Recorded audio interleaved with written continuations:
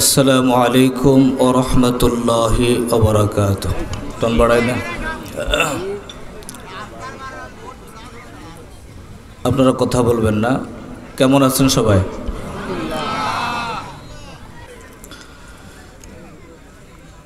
আলহামদুলিল্লাহ আলহামদুলিল্লাহিল আকরামিল্লাযী খালাকাল ইনসানা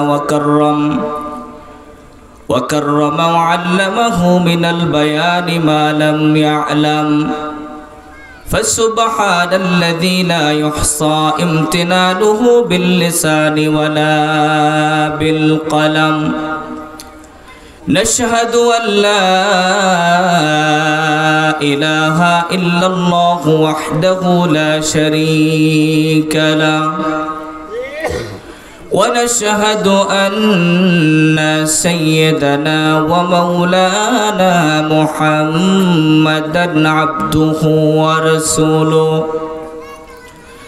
الذي أرسله بالحق بشيرا ونذيرا وداعيا إلى الله بإذنه وسراجا منيرا فقد قال الله تعالى في كلامه المجيد وفرقانه الحميد। একটু সকলে জবান খুলে মেহেরবানি করে আমার সাথে পড়ুন, আউযু বিল্লাহি মিনাশ শাইতানির রাজীম بسم الله الرحمن الرحيم اعبدوا الله ولا تشركوا به شيئا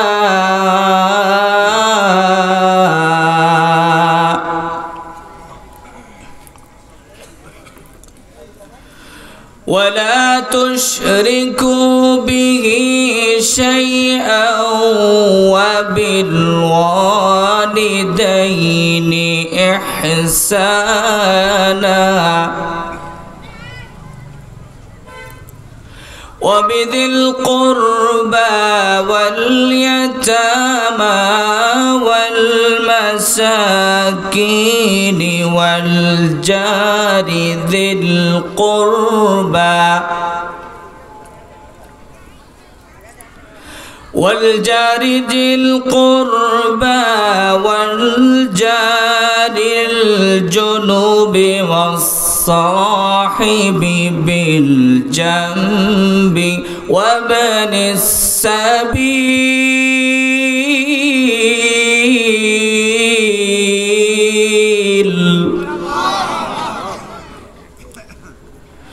وما ملكت أيمانكم إن الله لا يحب كل مختال فخور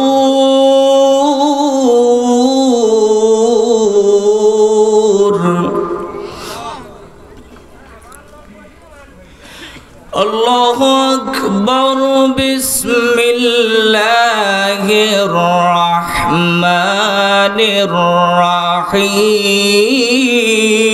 الرحيم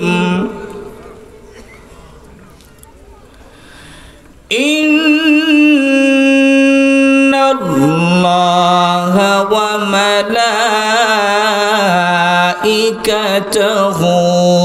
يصلون على النبي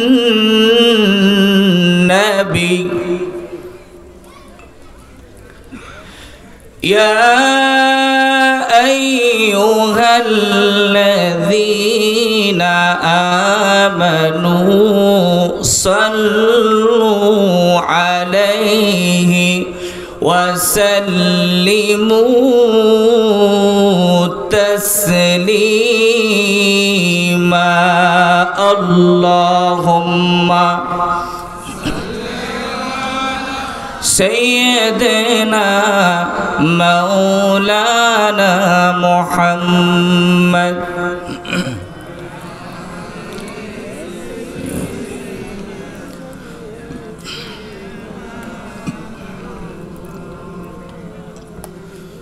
আমাকে শহীদ করে সেই মিছিলে শামিল করে নিও। যেই মিছিলের নেতা আমির হামজা, খুবাইব খাব্বাব যারা ছিল তোমার অতি প্রিয়, শামিল করে নিও।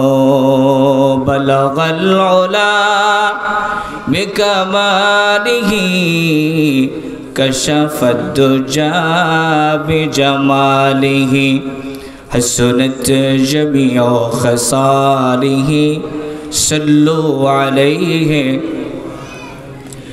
এসো কোরআনের ছায়াতলে সমবেত হই, এসো কোরআনের ছায়াতলে সমবেত হই, এসো আল্লাহ রাসূলের অনুগত হই। এই কোরআনের ছায়াতলে এসে কত লোক প্রাণ দিল হেসে, ঠিক কিনা? এই কোরআনের ছায়াতলে এসে কত লোক প্রাণ দিল হেসে। এই কোরআনের জন্য অনেককেই প্রাণ দিতে হয়েছে, ফাঁসির কাষ্টে ঝুলতে হয়েছে, কিন্তু হাসতে হাসতে তারা ফাঁসির রশি গলায় ঝুলিয়েছে শুধুমাত্র আল্লাহর সন্তুষ্টির জন্য। কথা বলেন ঠিক কিনা? এই কোরআনের ছায়াতলে এসে কত লোক প্রাণ দিল হেসে। কোরআনই আমার জীবন মরণ, কোরআন আমাদের সব। এসো কোরআনের ছায়াতলে সমবেত হই, এসো আল্লাহ রাসূলের অনুগত হই। লা ইলাহা ইল্লাল্লাহ,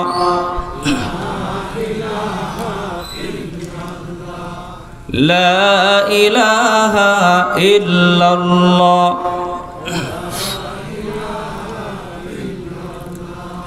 লা ইলাহা ইল্লাল্লাহ মুহাম্মাদুর রাসূলুল্লাহ সাল্লাল্লাহু আলাইহি ওয়াসাল্লাম। আলহামদুলিল্লাহ, ঐতিহ্যবাহী জেলা কুষ্টিয়ার মিরপুর উপজেলা অন্তর্গত ঐতিহ্যবাহী কলাবাড়িয়া পূর্বপাড়া ইসলামী সমাজ কল্যাণ পরিষদ কলাবাড়িয়া পূর্বপাড়া এলাকাবাসীর উদ্যোগে আয়োজিত 2 দিনব্যাপী 14তম বাৎসরিক ঐতিহাসিক তাফসিরুল কোরআন মাহফিলের প্রথম দিনের শেষ অধিবেশন। আজকের প্রোগ্রামের সম্মানিত সভাপতি জনাব মোহাম্মদ শুকুর আলী মণ্ডল, বিশিষ্ট সমাজসেবক। আজকের প্রোগ্রামের সম্মানিত বিশেষ অতিথি, আল্লাহ পাক তাদেরকে হায়াতে বারাকাত দান করুক, বলেন আমিন। আজকের প্রোগ্রামের প্রধান অতিথি, বিশেষ অতিথি জনাব হাজি ফারুকুজ্জামান জন, চেয়ারম্যান পড়দাও ইউপি। আজকের মাহফিলের প্রধান অতিথি ছিলেন, উনি আসতে পারেন নাই, কুষ্টিয়া জেলা বাংলাদেশ জামাত ইসলামের সম্মানিত আমির অধ্যাপক মাওলানা আবুল হাশেম স্যার। আজকের প্রোগ্রামের অতিথিবৃন্দ, মঞ্চে উপবিষ্ট রয়েছেন ইউনিয়ন আমির জনাব মোহাম্মদ বাবুল মণ্ডল সাহেব। জি আলহামদুলিল্লাহ। মঞ্চে উপবিষ্ট রয়েছেন বিভিন্ন ওলামায়ে কেরাম। আমার খুব কাছের একজন আলোচক বক্তা, কাছাকাছি কোনো এক মসজিদের ইমাম চলে আসছেন আলহামদুলিল্লাহ। দিগার ওলামায়ে কেরাম, আমন্ত্রিত অতিথিবৃন্দ, আজকের যারা আমন্ত্রিত শিল্পী ছিল এবং কথা বলেছেন আব্দুর রহিম খান ঝিনাইদা, বিশেষ করে আজকের প্রোগ্রামের বিশেষ তাফসীর কারক আপনাদের এলাকার সুপরিচিত হযরত মাওলানা মোহাম্মদ সাহেব মাহমুদ জামালপুরি খতিব বাইতুল ফালা জামে মসজিদ ঢাকা চমৎকার কথা বলেছেন। আল্লাহ পাক আলোচকদের কথাগুলোকে আমাদের আমল করার তৌফিক দান করুক, বলেন আমিন। আল্লাহ আলোচকদেরকে বিশ্বময় কবুল করুক, বলেন আমিন। প্রিয় এলাকাবাসী, সামনে উপবিষ্ট দিন প্রিয় ইসলাম প্রিয় মধ্যে মুজাহিদ যুবক ভাইয়েরা, দাড়ি পাকা মুরব্বী বাবাজিরা, ছোট্ট ছোট্ট কচিকাচা বন্ধুরা, পর্দার অন্তরাল অবস্থিত মুহতারিমা মা এবং বোনেরা, আমরা সেই মহান মালিকের দরবারে অবনস্ত মস্তকে কালিমাতু শুকর করছি, যিনি হাজারো জনতা থেকে যাচাই করে বাছাই করে জান্নাতের বাগানে কোরআনের ময়দানে জুড়ে মিলে বসার তৌফিক দান করেছেন। আল্লাহর মনোনয়নকৃত আপনারা আমরা, এজন্য হৃদয় থেকে আওয়াজ করে উচ্চ কণ্ঠে আকাশ বাতাস প্রকম্পিত করে পড়ছি আলহামদুলিল্লাহ।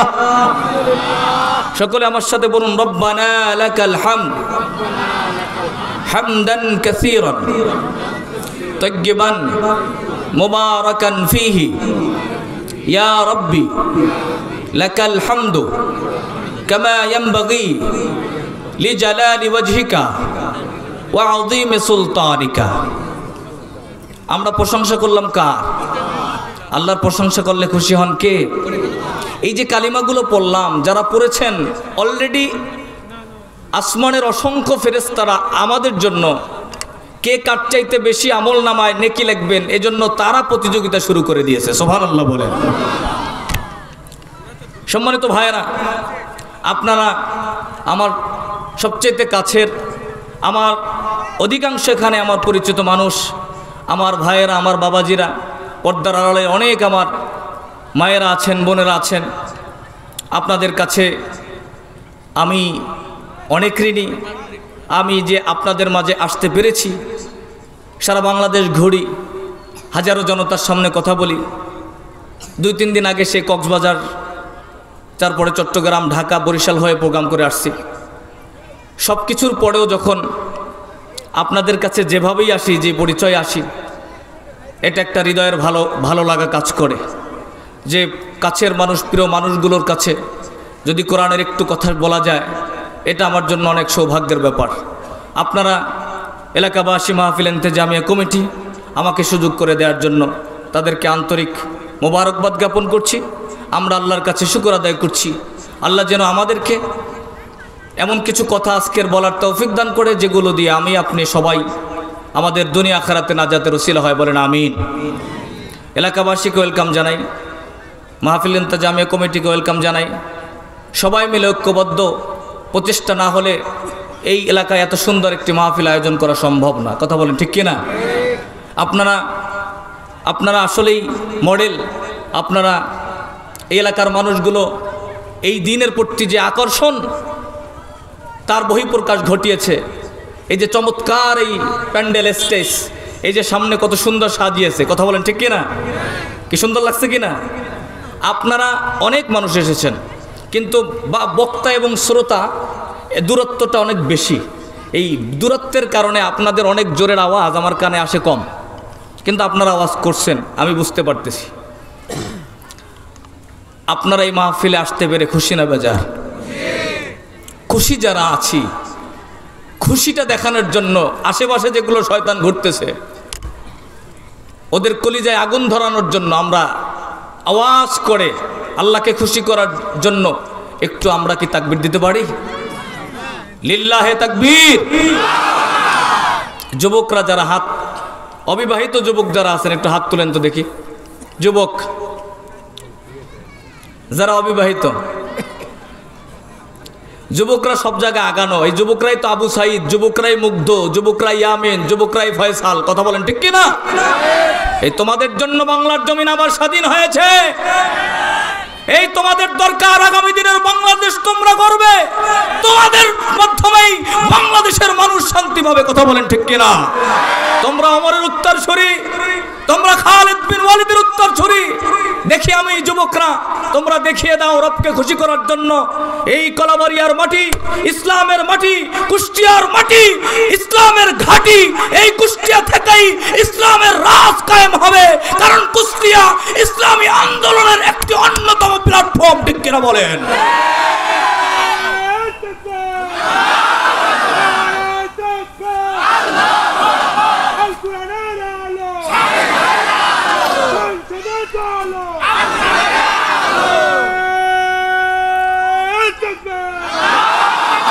আলহামদুলিল্লাহ, মাশাআল্লাহ। তো তাকবীর তো হয়ে গেছে, আর দরকার আছে আবার পড়ে, আপনাদের আর কষ্ট দেব না মাঝে মাঝে। আলহামদুলিল্লাহ, রাত গভীর হয়ে গেছে। আমি আরেকটু আগে উঠতে পারলে ভালো লাগতো, একটু মন খুলে আরও কথা বলতে পারতাম। যেহেতু রাত গভীর, আপনাদেরকে আমি লম্বা সময় কষ্ট দিব না। ইনশাআল্লাহ আমরা একটা যৌক্তিক সময়ের মধ্যে আমরা বিদায় নেব আপনাদের কি কষ্ট হবে? আমি আর ভূমিকায় কথা বাড়াবো না, আমরা কোরআন থেকে কথা বলবো। আমাদেরকে একটি বিষয় দেওয়া হয়েছে, আলহামদুলিল্লাহ, এটা খুব চমৎকার। সব মাহফিলগুলো এভাবে বিষয় দেওয়া উচিত আমি মনে করি, তাহলে মানুষ কিছু খোরাক পাবে। কথা বলেন ঠিক কিনা? যেহেতু বিষয় এখানে লেখা, বিষয় হলো কোরআন সুন্নাহর আলোকে হক্কুল ইবাদের প্রয়োজনীয়তা ও ফলাফল। আমি এর আলোকেই কথা বলবো, বিষয়ের বাইরে কথা বলার চেষ্টা করব না ইনশাআল্লাহ। অত্যন্ত জরুরি এই কথাটা হবে কোরআন এবং সুন্নাহ দিয়ে। কি দিয়ে? কোরআন দিয়ে। কোরআনের কথায় কোনো ভুল আছে? কোনো সন্দেহ আছে? কোরআনের কথা যেখানে হয়, আসমানের ফেরেশতারা সেখানে একের উপরে আরেকজন দাঁড়িয়ে দাঁড়িয়ে আরশে মুআল্লা পর্যন্ত পৌঁছে যায়। বান্দা আল্লাহর কাছে, আল্লাহ জিজ্ঞাসা করে ফেরেশতারা, তোমরা কি দেখছো? বলছে তোমার কিছু কোরআন প্রেমিকরা, মধ্যে মুজাহিদগুলো, কোরআনের পাগলগুলো তাফসীর মাহফিলে বসে আছে। ওরা কি চায়? বলে আল্লাহ তোমার সন্তুষ্টি চায়, জান্নাত চায়। আল্লাহ বলে তোরা শুনে রাখ, আমি ঘোষণা দিয়ে দিলাম, ওরা বের হওয়ার সময় প্রত্যেকের নাম আমি আল্লাহর আদালতে জান্নাতের খাতায় লিখে দেব। সুবহানাল্লাহ বলেন। সম্মানিত ভাইয়েরা আমার, কোরআন দিয়ে যারা কথা বলে, কথা শুনে, মান কালা বিহি সাদাকা, সে সবচেয়ে সত্য কথা বলে, সত্য কথা শুনে। কোরআন হলো হুদা, কোরআন হলো শেফা, কোরআন হলো মডেল। এই কোরআনের মধ্যে সবকিছু আছে না নাই? আছে, আছে। কোরআনে কি সব আছে? আমার ব্যক্তি জীবন আছে, পারিবারিক জীবন আছে। আপনাদের বিশ্বাস হয়? একটু কথা বলেন, বিশ্বাস হয়? আছে কিনা? এই কোরআনের মধ্যে ভূগোল আছে কিনা? বিজ্ঞান আছে কিনা?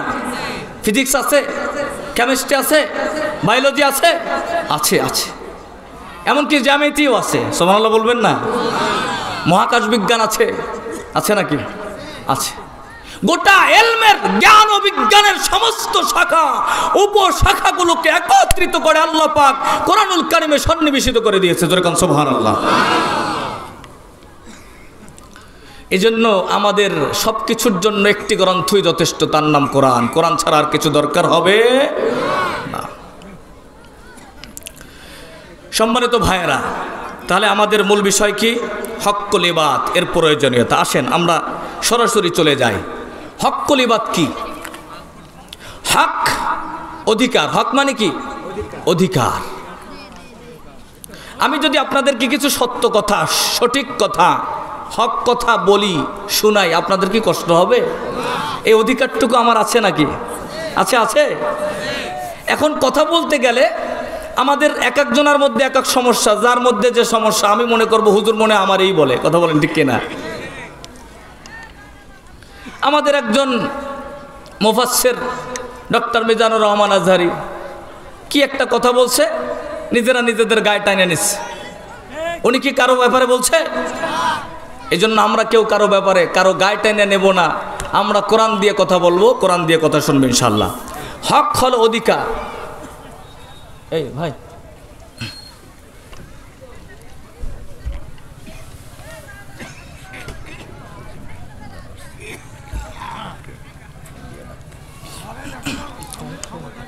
জি, হ্যাঁ না, ভয় কোনোদিন আমি পাই না, ওই কথা বলার দরকার নেই। ভয় নিয়ে আমি কোনোদিন কথা বলেছি? আপনারা আমার ব্যাপারে যারা অভিজ্ঞতা আছে, আমি কি কোনোদিন ভয় নিয়ে কথা বলেছি? ভয়ের তো কিছু নাই। জমিনটা কার? এই জমিনে কথা একজনের হবে, তিনি কে? প্রিয় ভাইরা আমার, আসেন হক্কুল ইবাদ। হক, হক কি? অধিকার। ইবাদত হলো মানুষের অধিকার। কার অধিকার? মানুষের অধিকার। আজকের আমরা ইসলামকে শুধুমাত্র একটি ধর্ম মনে করেছি। বৌদ্ধ একটা ধর্ম, খ্রিস্টান একটা ধর্ম, হিন্দু একটা ধর্ম, শুধুমাত্র একটা ধর্ম মনে করেছি। এটা আমাদের জীবনের চরম ভুল। আমরা কোরআনুল কারিমকে অন্য অন্য ধর্মগ্রন্থের মতন একটি গ্রন্থ মনে করেছি, একটা বই মনে করেছি। এটা আমাদের জীবনের সবচেয়ে বড় ভুল।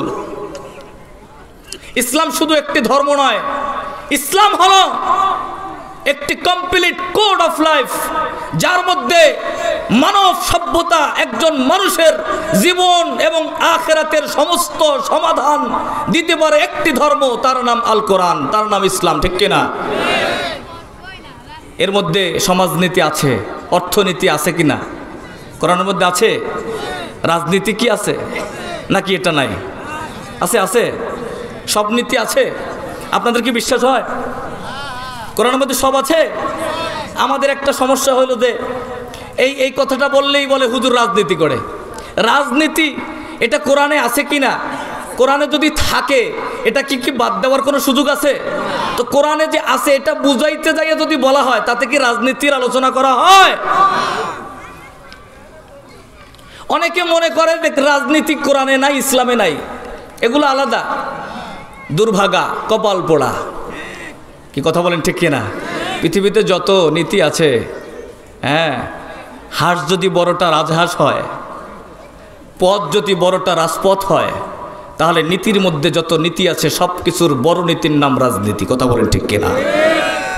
হ্যাঁ, এই যারা রাজনীতিবিদ, যারা রাজনীতি করে, এই যে স্লোগান মারে, করে, এইগুলোর যে কর্ম সকাল বিকাল দিন রাত একাকার করে ফেলে, আছে না নাই? যারা রাজনীতিবিদ, আপনারা বলেন একজন মানুষ মুসলমানের জীবনে ঘুম থেকে ওঠা শুরু করে ঘুমানো পর্যন্ত একটা সেকেন্ডও ইসলামের বাহিরে করার সুযোগ। আল্লাহ পাক প্রত্যেকটা কর্মের হিসাব নেবেন। আল্লাহ যে নিয়ামত দিয়েছেন আমাদেরকে, প্রত্যেকটা নিয়ামতের টপ টু বটম আল্লাহ পাক হিসাব নেবেন। সুম্মা লা তুসআলুন্না ইয়াউমাইযিন আনিন নাঈম।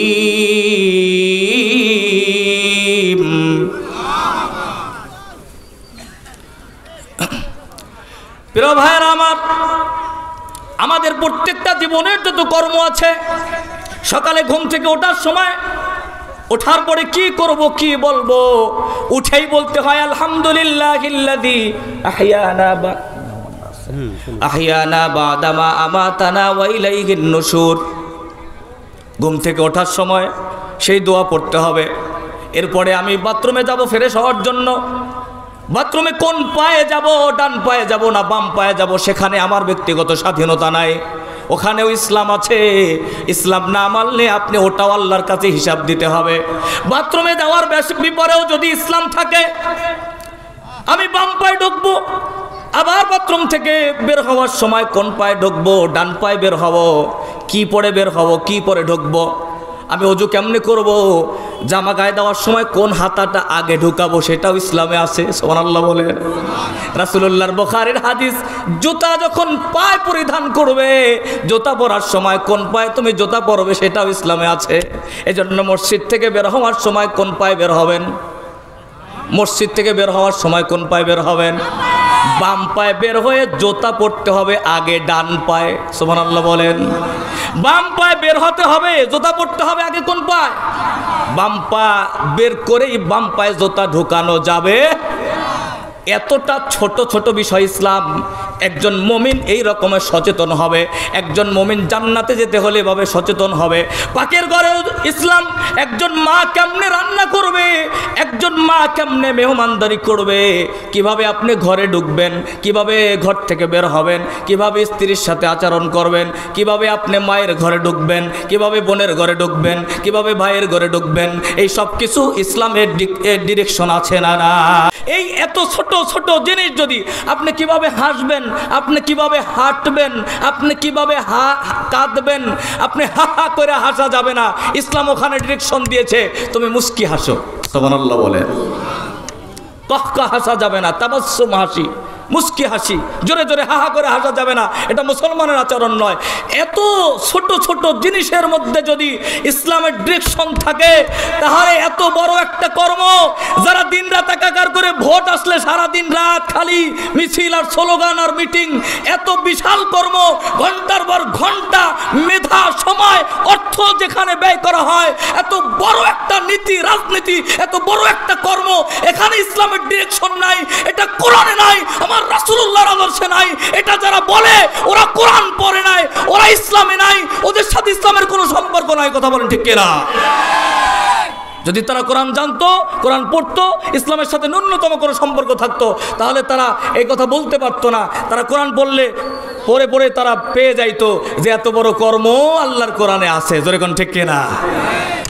প্রিয় ভাইয়েরা আমার, আসুন প্রত্যেকটা জীবনের সব কিছু হলো আল্লাহর কোরআন। আমরা হক্কুল ইবাদ আলোচনা করব। হক হলো অধিকার, ইবাদ হলো মানুষের অধিকার। মানুষের অধিকার কেমন হয় যে আমি বলেছিলাম এত কথা বলার কারণ, আমরা ইসলামকে ছোট ছোট নামাজ, রোজা, হজ, যাকাত, ওমরা করা, মাসে মাসে টাকা আছে হজে যাব, তাহাজ্জুদ, ইশরাক, আওয়াবিন, চাষ্ট, নফল রোজা, বৃহস্পতিবার রোজা, সোমবার রোজা রাখা, এগুলো একটাও কোনো খারাপ কাজ না, অসাধারণ। এবং এগুলো যারা রাখতে পারে তারা আল্লাহর ওলি, তারা যেন তেন সাধারণ কোনো মানুষ না। কিন্তু আপনাকে মনে রাখতে হবে, এই জিনিসগুলোকে ইসলাম বলে না, বরং ইসলামটা আরও অনেক এর রং আছে, কালার আছে, এইগুলো দিয়ে জান্নাতে যাওয়া যাবে। রাগ করতেছেন মনে হয়? এমন একটা বিষয় আমাকে দেয়া হয়েছে, যে বিষয়টার জন্য আমরা সবাই মনে হয় কিয়ামতে ধরা খেয়ে যাব। হক্কুল ইবাদ, বান্দার হক। কিয়ামতের ইমাম, গোটা উপমহাদেশের শ্রেষ্ঠ মুহাদ্দিস হযরতে মুহাদ্দিসে দেহলভী, আব্দুল হক মুহাদ্দিসে দেহলভী রহমাতুল্লাহ আলাইহি, তার কিতাবের মধ্যে ইমাম কুরতুবীর রেওয়ায়াত দিয়ে উল্লেখ করেন, কিয়ামতের ময়দানে একটা মানুষও পুলসিরাত পার না হয়ে জান্নাতে যেতে পারবে। পুলসিরাত পার হওয়ার সময় প্রত্যেকটা বান্দা বান্দিকে আল্লাহ পাক 6টা প্রশ্ন করবে। এই 6টা প্রশ্নের মধ্যে 5টা প্রশ্নের জবাব দিয়ে সবাই জান্নাতে যেতে পারবে, কিন্তু দুর্ভাগ্য হলো শেষ প্রশ্ন, একটা প্রশ্নের জবাব কেউ দিতে পারবে না, এজন্য সবাই আটকা যাবে। ইমাম কুরতুবীর রিওয়ায়াতের মধ্যে আসছে, আর শেষ প্রশ্নের নাম হলো হক্কুল ইবাদ। আজকের বিষয়টা শেষ প্রশ্ন কি? হক্কুল ইবাদ, বান্দার হক, মানুষের হকের ব্যাপারে যখন আল্লাহ প্রশ্ন করবে, তখন আর কেউ জবাব দিতে পারবে না। আল্লাহর নবী বলে, সাহাবীরা রে, কিয়ামতের ময়দানে সবচাইতে নিঃস্ব কারা হবে জানোনি? মাল মুফলিস। এ সাহাবীরা, কিয়ামতের ময়দানে একদম নিঃস্ব কারা হবে তোমরা জানো? সাহাবীরা বলছে, ইয়া রাসূলুল্লাহ, ইয়া হাবিবাল্লাহ, আমাদের মন বলছে যে নিঃস্ব তো হবে যাদের দিরহাম নাই, দিনার নাই, টাকা পয়সা নাই, সম্পদ নাই, তাদেরকেই তো স্বাভাবিক নিঃস্ব বলা হয়। আল্লাহর নবী বলে, ও সাহাবীরা রে, না না, এরা নিঃস্ব নয়। আল মুফলিসু মিন উম্মতি মান তাতি ইয়াউমাল কিয়ামাতি বিসালাতিহি ওয়া সিয়ামিহি ওয়া যাকাতিহি ওয়া ইয়াতি ক্বাদ শাতামা হাযা ওয়া ক্বাদাফা হাযা ওয়া আকালা মালা হাযা ওয়া সাফাকা দামা হাযা ওয়া দারাবা হাযা ফায়াকুদু ফায়াকতাসুদু হাযা মিন হাসানাতিহি ফাইন কানিতা হাসানাতুহু কিলা আইয়ুকতাসমা আলাইহি মিনাল খাতায়া উখিযা মিন খাতায়াহুম ফাতুরিহা আলাইহি সুম্মা তুরিহা ফিন্নার। বলি আল্লাহু আকবার। রাসূলুল্লাহর বিশাল একটা হাদিস, মুসলিম শরীফের 2581 নম্বর হাদিস, হযরতে আবু হুরায়রা থেকে বর্ণিত। আপনাদের কষ্ট হচ্ছে নাকি? ওয়াজ শুধু শুনলেই হবে না, আওয়াজের নাম ওয়াজ নয়। ওয়াজ দিয়া যদি আমার আপনার জীবনের কোনো পরিবর্তন না ঘটাইতে পারি, বছরের পর বছর তাফসীর মাহফিল দিলেও কোনো লাভ হবে? রাগ করলেন মনে হয়? এজন্য আমরা একটু মনে রাখার চেষ্টা করব। পারবেন তো ইনশাল্লাহ? দু একটা পয়েন্টে শুধু মনে রাখবো। তাহলে রাসূলুল্লাহ বলছে মুফলেস নিঃস্ব কারা? সাহাবীরা বলছে ইয়া রাসূলুল্লাহ, যারা যাদের সম্পদ নাই, টাকা পয়সা নাই, এরাই তো নিঃস্ব। আল্লাহ রাসূল বলে হয় নাই। তখন সাহাবীরা বলছে আমরা সারেন্ডার করলাম ইয়া রাসূলুল্লাহ, এগুলো আল্লাহ এবং তার রাসূলই ভালো জানে। জোরে কোন সুবহানাল্লাহ।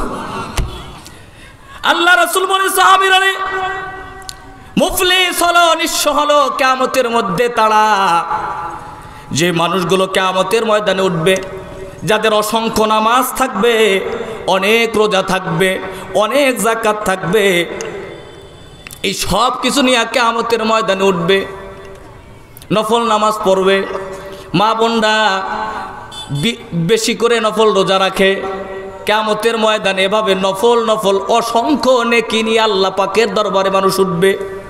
সাহাবীর অবাক হয়ে বলল ইয়া রাসূলুল্লাহ, তাহলে এরা নিঃস্ব হয় কেমনে? আল্লাহ নবী বলেন এই মানুষগুলো নিঃস্ব কারণ এরা আবার এর সাথে গালি নিয়ে উঠবে। কি নিয়ে উঠবে? কথা বলেন না কেন? কি নিয়ে উঠবে? গালি। গালি। এরা যেমন নামাজও আমল নামায় ছিল, রোজাও ছিল, যাকাতও ছিল, সাথে সাথে আবার গালিও ছিল। আবার এরা অপবাদ নিয়ে উঠবে, মিথ্যা অপবাদ নিয়ে উঠবে। এরা জীবনে যথেষ্ট পরিমাণ মিথ্যা অপবাদ দিয়েছে। আবার হজে যায়, কাবার ইমামের পিছনে নামাজ পড়ে। কি করে? কাবার ইমামের পিছনে নামাজ পড়ে। অথচ শুধুমাত্র রাজনীতি করার কারণে, শুধুমাত্র প্রতিহিংসার কারণে একজন 50 বছর কোরআনের দাওয়াত দেওয়া একজন মুফাসসির গোটা পৃথিবী যার মৃত্যুতে কাঁদে, আমাদের আল্লামা দেলোয়ার হোসেন সাইদি রহিমাহুল্লাহর মতন একজন আল্লাহওয়ালা, একজন নূরানি চেহারা, একজন পুত পবিত্র মানুষকে শুধুমাত্র প্রতিহিংসার কারণে মিথ্যা অপবাদ দিয়া, ধর্ষণের মামলা দিয়া, রাজাকার বানাইয়া জেলখানায় ভর্তি করে, এরপরে ইনজেকশন পুশ করে, জুডিশিয়াল কিলিং করে দুনিয়া থেকে বিদায় করা হয়। কথা বলেন ঠিক কিনা?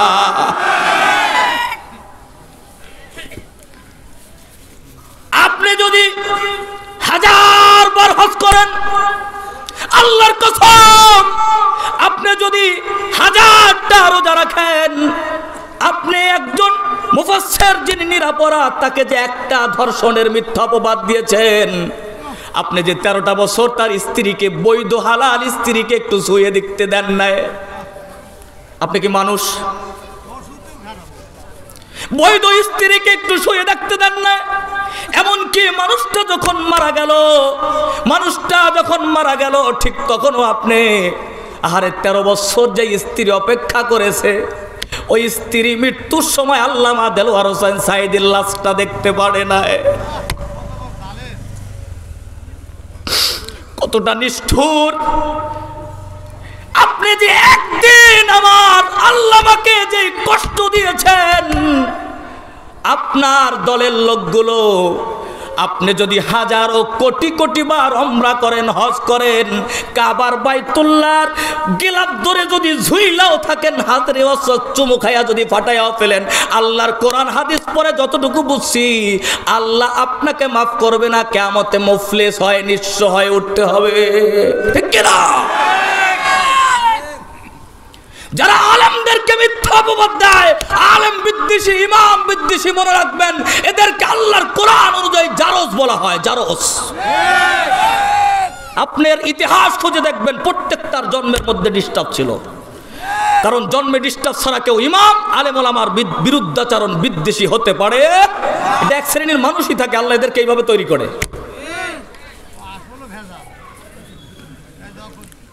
প্রিয় ভাইয়েরা আমার, কষ্ট হচ্ছে আপনাদের? আল্লাহ পাক রব্বুল আলামিন কিয়ামতের ময়দানে বলা হয়, এই মানুষগুলো এরপরে সম্পদ আত্মসাৎকারী হবে, কারো রক্ত প্রবাহিত করা হবে। এই মানুষগুলো কাউকে মারধর করার অপরাধ নিয়ে হাজির হবে, আর সে বসবে। এই যে সে দুনিয়ায় মানুষের মাল সম্পদ, জান মাল, ইজ্জত যা নষ্ট করেছে, মানুষের হক যেগুলা নষ্ট করেছে, এই বিষয়গুলো যাদের নষ্ট করেছে, এই মানুষগুলো আসবে, সিরিয়াল দিয়ে দাঁড়ায় থাকবে। উনি বলবে আমি এটা চাই, আমার ওইটা চাই। সেদিন পরিশোধ করতে হবে। রাসূল বলে, সাহাবীরা জানো সেদিন কি দিয়া পরিশোধ হবে? সেদিন ওই মানুষটার জীবনে যত আমল আছে, নেক আমল আছে, সব বিনিময় হিসাবে দিয়ে দিতে হবে। কিন্তু সিরিয়াল শেষ হবে না, সিরিয়ালে দাঁড়ায় থাকবে আরও অনেক মানুষ যাদের হক নষ্ট করছে। যারা এই দেশের ক্ষমতায় যায় 16 কোটি মানুষের, প্রত্যেক মানুষের মাথা পিছু যারা সম্পদ লুণ্ঠন করে বিদেশে পাচার করে বাড়ি করেছে, এই 16 কোটি মানুষ সেদিন আল্লাহর আদালতে সিরিয়াল ধরে দাঁড়ায় থাকবে। 16 কোটি তো দূরের কথা, 100 মানুষের হক আদায় করতে করতে আমল নামা সব নষ্ট হয়ে যাবে। এরপরে সিরিয়ালে যারা আছে তাদেরকে আল্লাহ কি দিয়ে ফেরত দিবে?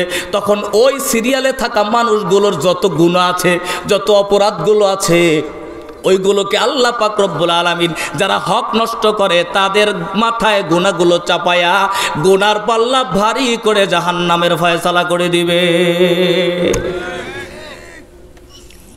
আল্লাহ রাসূলের হাদিসে স্পষ্ট, মুফলিস আপনি চিন্তা করতে পারেন কিয়ামতের ময়দানে আপনি যার থেকে ঋণ নিছেন, টাকা ধার দিছেন, ধান নিছেন, আপনি সেটা মনে রাখছেন না, সেটা 1 টাকা হোক 2 টাকা হোক, আপনি সেটা ঠিক মতন দিচ্ছেন না, খালি ফাঁকিবাজি করতেছেন।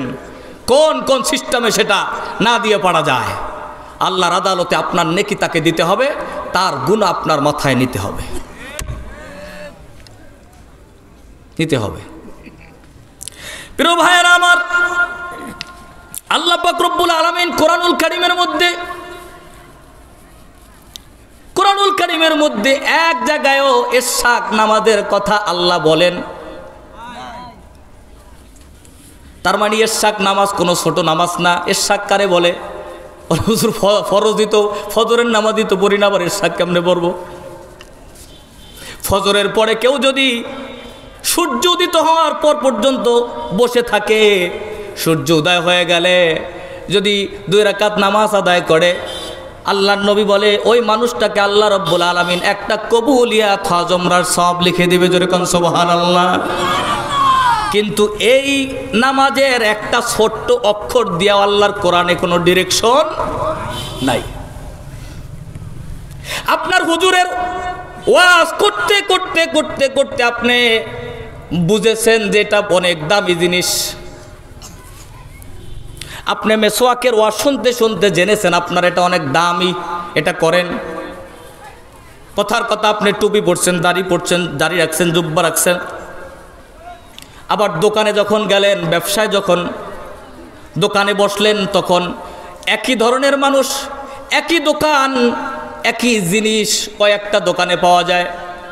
ওই কাস্টমার যখন যায় কিনতে, তখন ওই খুব আল্লাহওয়ালা রোজাদার নামাজি মানুষটার কাছ থেকে কাস্টমার বেশি ঠগে।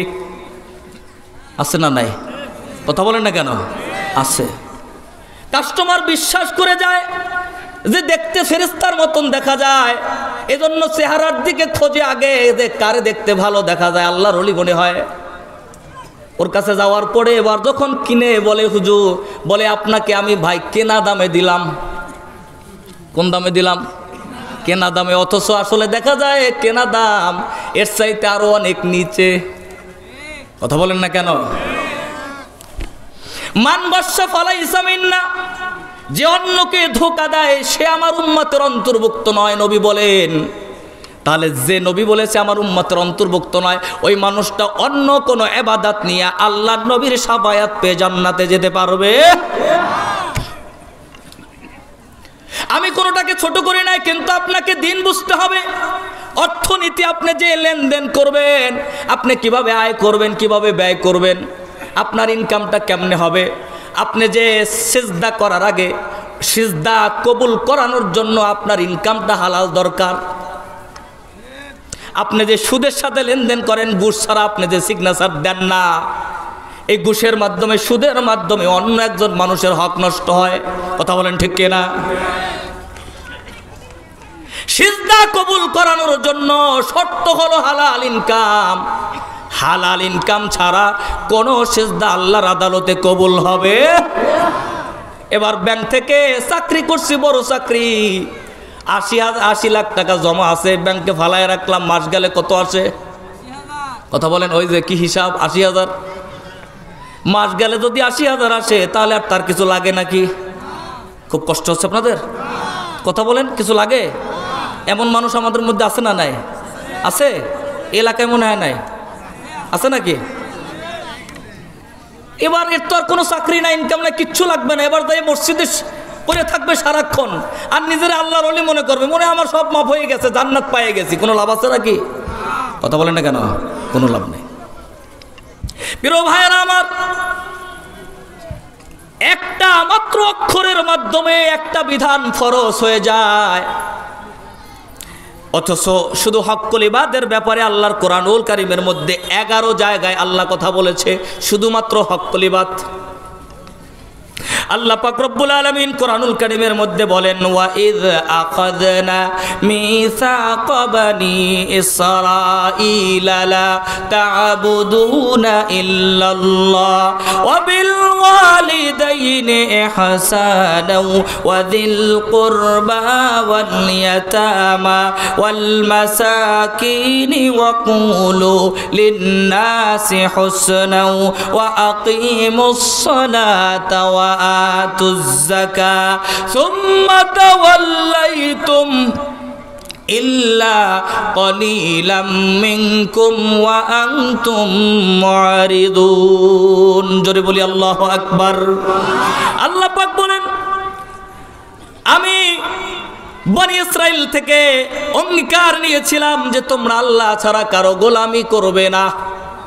আমরা গোলামি করব কার? দাসত্ব করব কার? বলেন তো দেখি, গোলামি হবে কার? নাকি ভারতের, আমেরিকার, চায়নার, রাশিয়ার?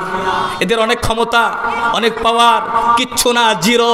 একজন আপনা রিক্সা চালক, ভ্যান চালক, মাঠে কাজ করা ইমানদারের পাওয়ার গোটা পৃথিবী, আল্লাহ গোটা সৃষ্টি জগৎটা ওই ইমানদার নাড়াতে পারে। একটা লিল্লাহে তাকবীর, আল্লাহু আকবারের আওয়াজে গোটা রাশিয়া, আমেরিকা, ভারত, চীন তসতাস হয়ে যেতে পারে। কথা বলেন ঠিক কিনা? এদের নাম হলো ইমানদার, মুমিন, মুসলমান। মুমিনের ইমানের স্বাদ আলাদা জিনিস, এটা বুঝতে হবে। মুমিনের ইমান যার মধ্যে আছে, গোটা পৃথিবীর গুলি তার সিনার মধ্যে কেউ ঢুকাতে পারে না। যদি কারো সিনায় গুলি ঢোকে তো আল্লাহ তাকে শহীদ হিসাবে কবুল করে নিয়েছে, ঠিক কিনা বলেন? যেমন আবু সাইদকে শহীদ করেছে, আল্লাহ কবুল করেছে। বিদায় জালেমদের গুলি আবু সাইদের বুকে লেগেছে, আল্লাহ মুগ্ধকে কবুল করেছেন। বিধায় মুগ্ধর বুকে গুলি লেগেছে, আল্লাহ যাকে কবুল করবেন শুধু তার বুকেই গুলি লাগবে। আল্লাহ যাকে হেফাজত করবেন ওটা পৃথিবীর কেউ তাকে মারতে পারে। তাহলে আমরা গোলামি করব কার? এই দেশে শুধুমাত্র ভারত, আমেরিকা আর চায়না, রাশিয়ার গোলামি করার জন্যই এই দেশের মজলুম মুসলমানের উপরে নির্যাতন হয়েছে। আপনারা জানেন না? নতুন করে পত্রিকা এখন রিপোর্ট দিচ্ছে। আজকের আমি দেখে এসেছি ফেস দ্য পিপল, ওই পেজে রিপোর্ট এসেছে যে আমাদের আল্লামা দেলওয়ার হোসেন সাঈদীকে হত্যার পিছনে ভারতের গোয়েন্দা সংস্থা রয়ের হাত ছিল। কথা বলেন ঠিক কিনা? ওই রয়ের লোকগুলো হাসিনাকে বলেছে যে সাঈদীকে যদি মারা না হয় তাহলে তোমার গদি থাকবে না। আর শুধু গদি টিকানোর জন্য একজন নিষ্পাপ, একজন আল্লাহর ওলিকে আপনি মেরে দিলেন। তার মানে হলো সম্পর্ক আর গোলামি হলো মোশরিকের সাথে। কার সাথে? মোশরিকের সাথে, মোদি বাবার সাথে। মোদি বাবা কি মুসলমান নাকি? মোশরিকের সাথে সম্পর্ক রাখার কারণে আল্লাহ তারে বেশি দিন ভালোবাসে। তার প্রমাণ তো আপনারা দেখছেন নাকি? কথা বলেন ঠিক কিনা? বাংলাদেশে কোন মুশরিকের ঘাড়ে ভর করে আর কোনদিন কাউকে ক্ষমতায় বসাবেন না। যদি কারো বসান, বাংলার মানুষ কোনদিন শান্তির মুখ দেখতে পারবে না। কথা বলেন ঠিক কিনা? আগামীর দিন ইসলামের দিন, আগামীর দিন মুসলমানের দিন। ও যুবক, তোমাদের কাছে জানতে চাই, যদি ইসলাম আসে, ইসলাম যদি রাষ্ট্রীয় ক্ষমতায় আসে, তোমরা কি রাগ হবে? তোমাদের কি কষ্ট হবে? ইসলাম আসলে নারী, পুরুষ, মুসলিম, অমুসলিম, হিন্দু, বৌদ্ধ, খ্রিস্টান, ছোট বড়, সাদা কালো, ধনী গরিব, প্রত্যেকটা মানুষ শান্তিতে সেদিন থাকবে। এছাড়া কোনো মন্ত্র তন্ত্র মানুষকে পরিপূর্ণ শান্তি দিতে পারে?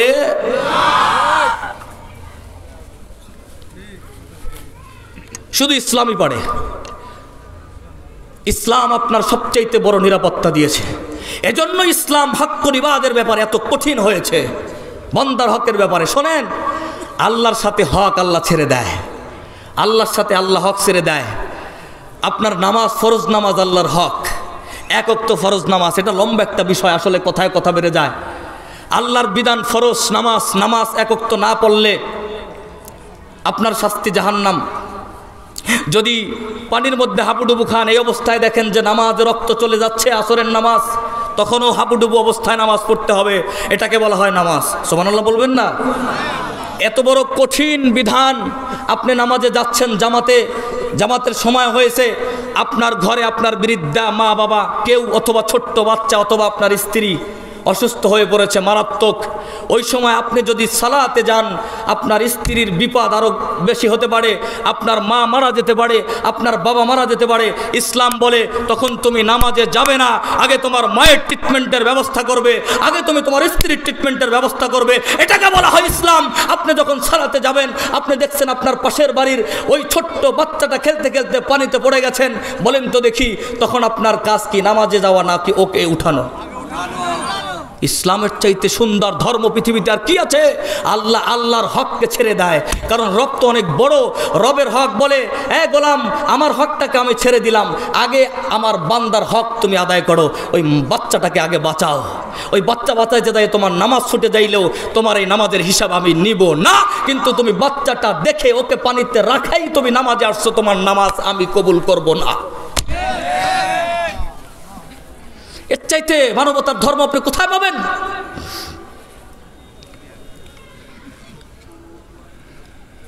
আল্লাহ পাকের জন্য কোরআনে বলেন, মান কাতালা নাফসাম মুতাআম্মিদান ফাজাযাউহু জাহান্নামু খালিদান ফিহা ওয়া গাদিবাল্লাহু আলাইহি ওয়া লা'আনাহু ওয়া আ'আদ্দা লাহু আযাবান আলীমা। বলি আল্লাহু আকবার। যে ব্যক্তি অন্যায়ভাবে কাউকে হত্যা করে, ওই মানুষটার জাযা হলো জাহান্নাম, শাস্তি লানত, তার জন্য চিরদিনের জাহান্নাম, তারে জান্নাতে আল্লাহ নিবে, কারণ হত্যা করার মাধ্যমে মানবতা লুণ্ঠন হয়। কথা বলেন ঠিক কিনা? প্রিয় ভাইরা আমার, আল্লাহ পাক রব্বুল আলামিন দেখেন, আল্লাহ তার হক ছেড়ে দিয়েছে হক্কুল ইবাদের জন্য। নবী আবার কেমনে হক ছেড়ে দেয়? নবীজিও তার হক ছেড়ে দেয় হক্কুল ইবাদের জন্য। একটু আগে সুবহানাল্লাহ বলেন। কথা কি বুঝতেছেন? একটা উদাহরণ দিলাম না, যে আল্লাহ তার হক ছেড়ে দিছে, নবীজিও তার হক ছেড়ে দেয়। নবীজির জীবদ্দশায় নবীর সাথে দেখা করে, নবীর হাতে হাত দিয়ে মুসলমান হওয়া, এটা হলো নবীর হক। এটা কি? নবীর হক। এই নবীর হক অনেকেই আদায় করেছে, অনেকে আদায় করে সাহাবীর মতন মর্যাদাবান হয়ে জান্নাতে চলে গেছে, দুনিয়ায় জান্নাতের সুসংবাদ প্রাপ্ত হয়ে গেছে। অথচ এত সুন্দর একটা হক ও নবী, মানবতার বান্দার হকের কারণে নবী একজনকে হতে দেয় নাই। ইয়ামানের করণ নামক গোত্রের একজন মানুষ, যার নাম ওয়াইস করনি, রাসূলুল্লাহর সাথে দেখা করবে। দূরের মানুষ, মক্কা মদিনার মানুষ নয়। ওয়াইস করনি রাসূলুল্লাহকে চিঠি দেখছি, ইয়া রাসূলুল্লাহ, আমি আপনার সাথে দেখা করতে চাই, তবে আমার মা আছে ঘরে, মা অসুস্থ মা আমার ঘরে আছে। ইয়া রাসূলুল্লাহ, এই সময় কি আমি আপনার সাথে দেখা করব নাকি আমি আমার মায়ের খেদমত করব? আল্লাহ নবী বলে, ওয়াইস করনি, আমার সাথে দেখা করে আমার হাতে হাত দিয়ে মান গ্রহণ করা এটা আমার হক, কিন্তু আমি আমার হক ছেড়ে দিলাম বান্দার হকের জন্য। আগে তুমি তোমার মায়ের খেদমত করো, ওই মায়ের খেদমতের মাধ্যমে তোমার জান্নাত হবে, আমার সাথে দেখা করা লাগবে না। একজন মানুষ যদি নবীর সাথে দেখা করে, ইমানের সাথে যদি মৃত্যু হয়, ওই মানুষটার জন্য জাহান্নামের আগুন হারাম হয়ে যায়, জান্নাত ওয়াজিব হয়ে যায়।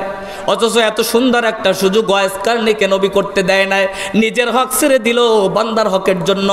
ওয়াইস করনি মায়ের খেদমত করতেছে, বান্দার হক, মায়ের খেদমত করতে করতে করতে করতে এমন মর্যাদায় চলে গেছে। আল্লাহ নবী মৃত্যুর আগে হযরতে ওমর, হযরতে আলী রাদিয়াল্লাহু তাআলা আনহু, জালিলুল কদর হযরতে ওমরের ব্যাপারে বলা হয়েছে আমার পরে যদি কেউ নবী হইতো ওমর। সুবহানাল্লাহ বলেন। আলীকে বলা হয় আলী হলো আসাদুল্লাহিল গালিব, আল্লাহর সিংহ। আলী হলো মাদিনাতুল ইলম, ইলমের শহর আলী। এত জালিলুল কদর দুইজন সাহাবীকে আল্লাহ নবী বলছে, এই আমার সাহাবী, আমার জামাই, দুইজন জামাই, হযরতে ওমর, হযরতে আলী, শোনো, আমার ওয়াইস করনি আমার মৃত্যুর পরে আমার ওয়াইস করনির কাছ থেকে তোমরা দোয়া নিবা। সুবহানাল্লাহ বলবেন না? আমার ওয়াইস করনির কাছ থেকে তোমরা দোয়া নিবা, তারে দিয়ে দোয়া করাবা, কারণ ওয়াইস করনি যেই দোয়া করে ওই দোয়া আল্লাহ ফিরাইয়া দেয়। আল্লাহ নবী ইন্তেকাল করলেন। এক পর্যায়ে ওয়াইস করনি মদিনায় আসলেন হজে, মক্কায়। হজের মৌসুমে হযরত ওমর রাদিয়াল্লাহু তাআলা খুঁজতেছে, বলছে, এই ইয়ামেনের কারা কারা আছো, করণ এলাকার কারা কারা আছো, করণ গোত্রের, তারা দাঁড়াও, বাকিরা বসবা। কেউ দাঁড়ায় না।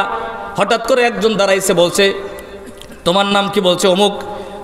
বলে, তোমাদের মধ্যে কি ওয়াইস আছে কেউ? বলে, হ্যাঁ আছে। কে? বলে, ওয়াইস আমার ভাইয়ের ছেলে। কোথায় ওয়াইস, কোথায়? বলে, ওয়াইস আরাফাতের ময়দানে উট চড়াচ্ছে। হযরতে ওমর, হযরতে আলী আরাফাতের ময়দানে খোঁজাখুঁজি শুরু করে দিয়েছে, কোথায় আছে আমার ওয়াইস ভাই? আর আল্লাহর নবী আগে বলে গেছে, নবীজির পরনের একটা পোশাক, নবীজির পরনের একটা পোশাক, পরনের পোশাকের কত দাম। পরনের পোশাকটা ওয়াইস করনিকে আল্লাহর রাসূল গিফট করে গেছে। বলেছে, ওমর রে, আমার অবর্তমানে আমার ওয়াইসের কাছে আমার এই পোশাকটা দিয়া দিবা, তারে পড়তে বলবা। সুবহানাল্লাহ বলেন। আল্লাহ নবীর স্ত্রী উম্মাহাতুল মুমিনিন খাদিজাতুল কুবরা রাদিয়াল্লাহু তাআলা আনহা, আমার আল্লাহ নবীর স্ত্রী খাদিজা, নবীজির স্ত্রী যখন নবীজির কাছে আসলেন, মক্কার কাফেরগুলো তাকে ডিটকারি মারতেছে। ওই নবী একদিন ঘর থেকে এসে বলতেছে, খাদিজা কিছু খাবার আছে কিনা? খাদিজা বলতেছে, ইয়া রাসূলুল্লাহ তেমন কোনো খাবার নাই।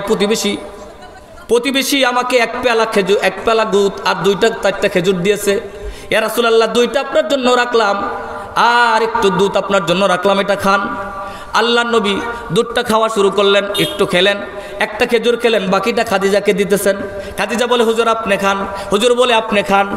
এভাবে যখন কথা কাটাকাটি হচ্ছে, আল্লাহ নবী তাকাই দেখতেছে খাদিজার পরনে যে পোশাকটা রয়েছে, এই পোশাকটা একদম চিরা, পুরা পোশাকের মধ্যে তালি মারা, তালি ছাড়া কোনো জায়গা নাই। আল্লাহ নবী বলতেছে, খাদিজা রে, তোমার এত পোশাকটা তো তালি, আমাকে কোনোদিন বলো না, একটা কাপড় আনতে বলো নাই, কেন বলো নাই? বলছি, ইয়া রাসূলুল্লাহ, আমি জানি আপনার সকালে টাকা আসলে বিকালে থাকেন, আপনি দান করে দেন, ইসলামের জন্য টাকাগুলো ব্যয় করে দেন। আমি যদি পোশাক আনতে বলি, আপনার পকেটে যদি টাকা না থাকে আপনি আনতে পারবেন না, আপনি বড় কষ্ট পাবেন। পয়গম্বর, আপনাকে কষ্ট দিতে আমি চাই না। আল্লাহু আকবার। আল্লাহ নবী ডাক দিয়ে বলে, খাদিজা রে, ইসলামকে এত ভালোবাসো রে খাদিজা, বলো বলো, জীবনে কিছু দিতে পারি না, আজকের কি চাও আমার কাছে বলো।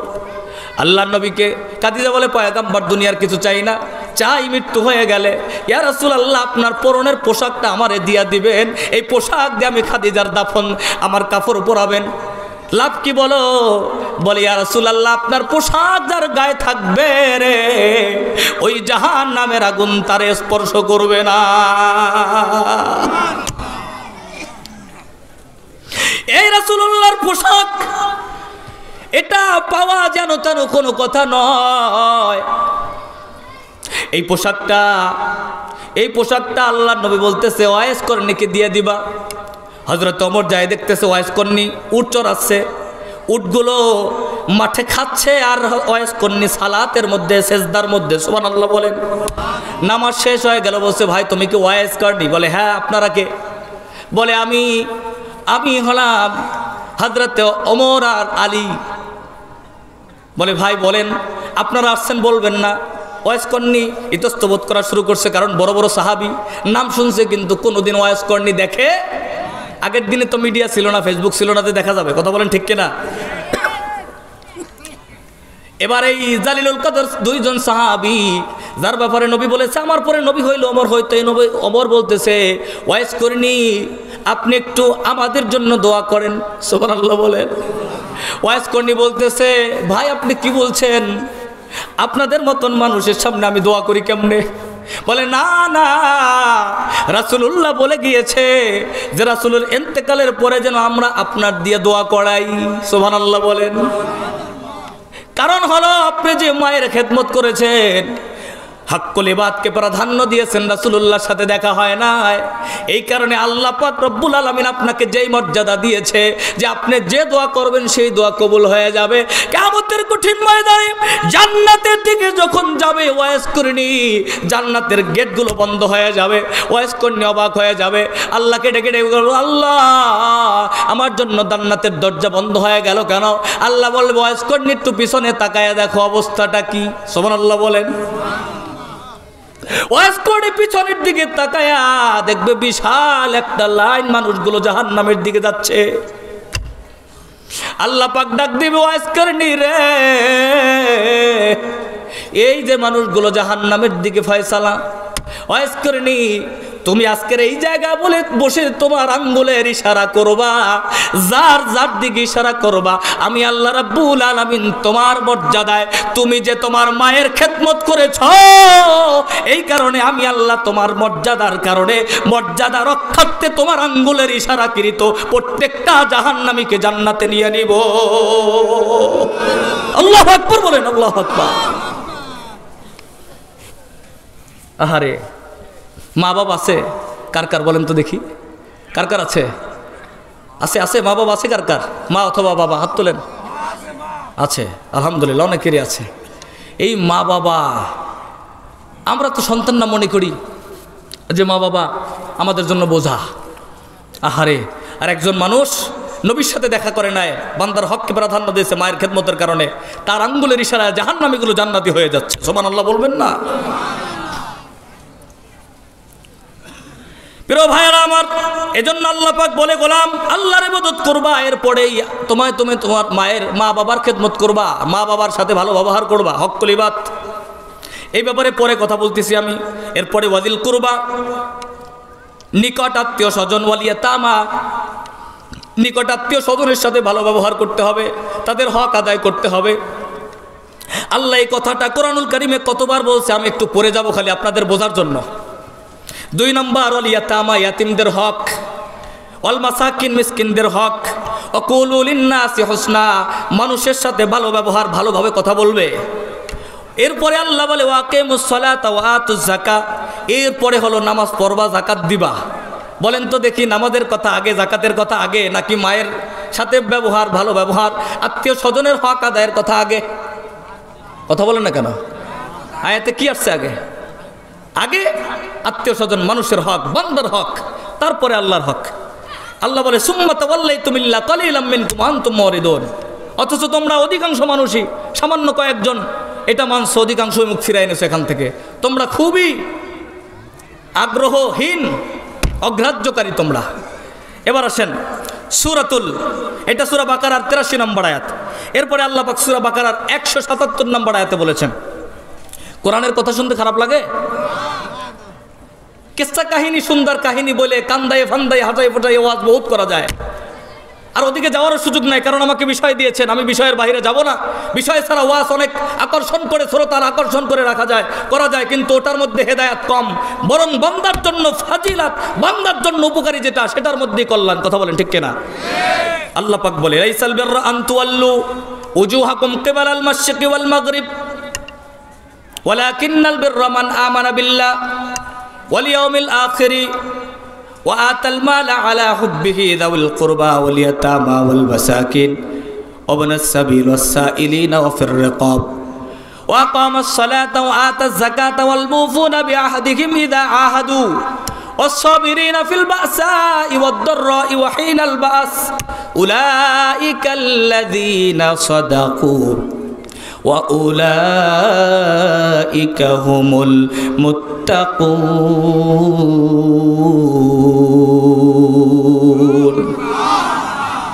আল্লাহ বলে, শোনো, শুধুমাত্র পশ্চিম দিকে কোন একটা দিকে ঘোরা আর কিছু আনুষ্ঠানিক ইবাদত বন্দেগী, পশ্চিম পূর্ব দিকে ঘোরা, এটাকেই পুণ্য কাজ মনে করো না। এটাই শুধু পুণ্যের কাজ নয়, বরং পুণ্যের কাজ হলো তুমি তোমার মালের যে হক আছে সেই হকগুলো আদায় করো। জাবিল করবা তোমার নিকটাত্মীয় স্বজনের যে হক আছে। নিকটাত্মীয় কি? মা বাবা, ভাই বোন, ফুফু, চাচা, বুঝেন তো কথা? নিকটাত্মীয় কারা? মা বাবা, ভাই বোন, ফুফু, চাচা, এরপরে খালা, মামা।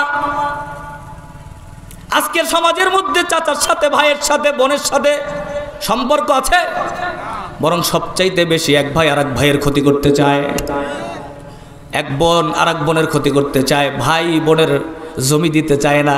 বোন যদি নিতে আসে, ভাই মনে করে আমার বোন খারাপ হয়ে গেছে। কথা বলেন না কেন? আরে নিতে কেন আসবে? আপনার বোনের বাড়িতে তার জমি পৌঁছাইয়া দেওয়া আপনার দায়িত্ব। যদি আপনি না দেন, আপনার 100 হজ দিয়া জান্নাতে যাওয়া যাবে। বোন যদি চাইতে আসে, চাইলে তো পরিপূর্ণ বুঝাইয়া দিতে হবে। বোনের জমি বোনকে দিতেই হবে।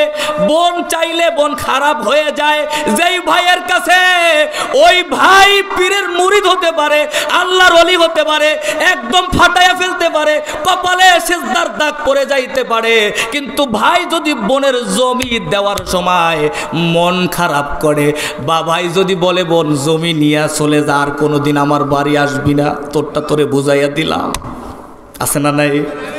যেহেতু জমি চাইছো, ঠিক আছে, সম্পর্ক এখানেই ক্লিয়ার। বোন চাইতে পারবে না, বলতে পারবে না। যেই ভাই মন খারাপ করে, ওই ভাই কপালের দাগ সেজদায় পড়লেও জান্নাত হবে না। এজন্য আল্লাহ বলে যাতিল কুরবা ওয়াল ইয়াতামা ওয়াল মাসাকিন, এতিমদের সম্পদ লুণ্ঠন করবে না। মিসকিনদের সম্পদ তোমরা দিয়ে দিবে, আপনার সাবিল পথিক যারা তাদের সম্পদ দিয়ে দিবে। অফির রিকাব ওয়া আকামাস সালাহ, আল্লাহ এরপরে বলে এরপরে তোমরা সালাত আদায় করো, এরপরে যাকাত দাও, এরপরে ওয়াদা দিলে ওয়াদা রক্ষা করবা। সুবহানাল্লাহ বলেন। আল্লাহ পাক এরপরে বলেন সূরা নিসা 8 নম্বর আয়াত, وَإِذَا حَضَرَ الْقِسْمَةَ أُولُو الْقُرْبَى وَالْيَتَامَى وَالْمَسَاكِينِ فَارْزُقُوهُم مِّنْهُ وَقُولُوا لَهُمْ قَوْلًا مَّعْرُوفًا। বলি আল্লাহু আকবার। খেয়াল করতেছেন কত আয়াত একই ধরনের। এখানে আল্লাহ পাক বলতেছে তোমরা যখন সম্পদগুলো বন্টন করবে, তখন তোমার নিকটাত্মীয়কে ভালোভাবে সম্পদগুলো বুঝাইয়া দাও। এতিমদের সম্পদ দিয়ে দাও, মিসকিনদের সম্পদ দিয়ে দাও। তোমাকে যে রিজিক আছে, রিজিক দিয়ে তুমি সুন্দর করে তাদের রিজিকগুলো দিয়ে দাও। ওয়াকুলু লাহুম কওলাম মারুফা, আর যারা তাদের হক নিতে আসবে তাদের সাথে তুমি ভালো ব্যবহার করবা, তাদের সাথে তুমি রাগ করতে পারবা না। আল্লাহ পাক রব্বুল আলামিন যে আয়াত আমি শুরুতে পড়েছি, আল্লাহ পাক সূরা নিসা আয়াতের মধ্যে বলেন 36 নম্বর আয়াত, ওয়াবুদুল্লাহা ওয়া লা তুশরিকু বিহি শাইআও ওয়া বিল ওয়ালিদাইনি ইহসানা ওয়া বিযিল কুরবা ওয়াল ইয়াতামা ওয়াল মাসাকিনি ওয়াল জারি যিল কুরবা ওয়াল জারিল জুনুবি ওয়াস সাহিবি বিল জামবি ওয়া ইবনিস সাবিল وما ملكت أيمانكم إن الله لا يحب من كان مختالا فخورا। বলি আল্লাহু আকবার। এত বড় একটা বিষয় আমাকে দেয়া হয়েছে, এটা ছোট্ট সময়ে কথা বলা খুব কঠিন। একটা সাইড নিয়ে কথা বললে 2 ঘন্টা মিনিমাম সময় লাগবে। একটা সাইড শুধু যদি আমি পিতামাতার হক বলি মিনিমাম 2 ঘন্টা, শুধু যদি স্ত্রীর হক বলি 2 ঘন্টা, স্বামীর হক বলি 2 ঘন্টা, ভাই বোনের হক বলি 2 ঘন্টা, পাড়া প্রতিবেশীর হক বলি 2 ঘন্টা, ও রাষ্ট্রপতি জনগণের হক বলি 2 ঘন্টা। বলেন এত সময় আমার হাতে আছে? নাই। আপনারা কি চলে যাবেন? চলে যাবেন? কারা কারা যাবেন আমার রাইখা দোয়ার আগে? একটু হাত তোলেন তো দেখি। যাবেন? চলে যাবেন? ভুলেছে। কারা কারা যাবো না একটু হাত তুলে দেখাই তো। কারা কারা যাবো না? লিল্লাহে তাকবীর। আল্লাহ কবুল করুক। তাই বলে ভয়ের কিছু নাই, আমি তো সারা রাত আপনাদের আটকে রাখবো না। যৌক্তিক সময় আমরা সবাই মিলে বিদায় নেব ইনশাআল্লাহ। আমি এগুলো বলতে চাই, আয়াতগুলো বলতে বলতেই তো আমার 2 ঘন্টা সময় চলে যাবে। খালি আয়াত বলবো হক্কুল ইবাদের, হাদিসে যেতেই পারবো না, কিছু করার নাই আমার। শোনেন, আল্লাহ পাক এই আয়াতে বলেন তোমরা আল্লাহর ইবাদত করো, খবরদার আল্লাহর ইবাদতের সাথে কাউকে শরীক করবে না। বান্দা দুনিয়ার সব গুনাহ আমি মাফ করব, কিন্তু শিরকের গুনাহ আমি আল্লাহ মাফ করব না। এরপরে আল্লাহ আবার বলে ওয়াবিল ওয়ালিদাইনি ইহসানা, পিতামাতার সাথে ভালো ব্যবহার করো, পিতামাতার হক আদায় করো, ইয়াতিমের হক, মিসকিনের হক, জারি দিল করবা, নিকট প্রতিবেশী, দূর প্রতিবেশীর হক আদায় করো। অসাহিবি বিল জাম্বি অবনিস সাবিল ওমা মালাকাত আইমানুকুম, তোমার অধীনস্থদের হক আদায় করো। ইন্নাল্লাহা লা ইউহিব্বু মান কানা মুখতালান ফাকুরা, আল্লাহ কোনো গাম্ভীর্য অহংকারীকে পছন্দ করেন না।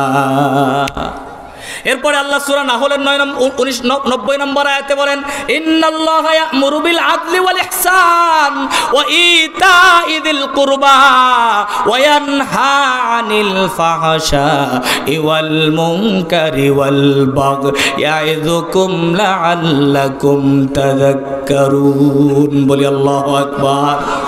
আমি শুধু ইতা'i যিল কুরবা, নিকটাত্মীয়র হকের ব্যাপারে যতগুলো আয়াত আছে এগুলো আমি এক জায়গায় করেছি। একটা আয়াত বলে 2-3 ঘন্টা পার করে দেয়া যায়, এর মধ্যে এক আয়াতের কোনো আলোচনাই হয় না। এই আলোচনা দিয়ে কোনো লাভ হয় না। এখানে আল্লাহ বলে তোমাদের উপরে আমি আল্লাহ অর্ডার করছি ইনসাফ প্রতিষ্ঠা করো, ন্যায় প্রতিষ্ঠা করো, বিল আদাল, ন্যায় প্রতিষ্ঠা করো। এজন্যই ছাত্রগুলো বলেছে উই ওয়ান্ট জাস্টিস, আমরা ন্যায় বিচার চাই। ন্যায় বিচারের জন্যই তো আমার আবু সাইদ মুগ্ধ জীবন দিয়েছে। ওই দেশে আবার যদি ন্যায় বিচার না থাকে তাহলে আমরা প্রয়োজনে আবার জীবন দিব, রক্ত দিব, তারপরেও কোনো জালেম, কোনো অবিচার, কোনো জুলুমকে আমরা মেনে নিব। রাজি আছেন আপনারা? যুবকরা কোনো অন্যায়কে মেনে নিব না। কারা কারা পারবে তো হাত তুলে দেখা।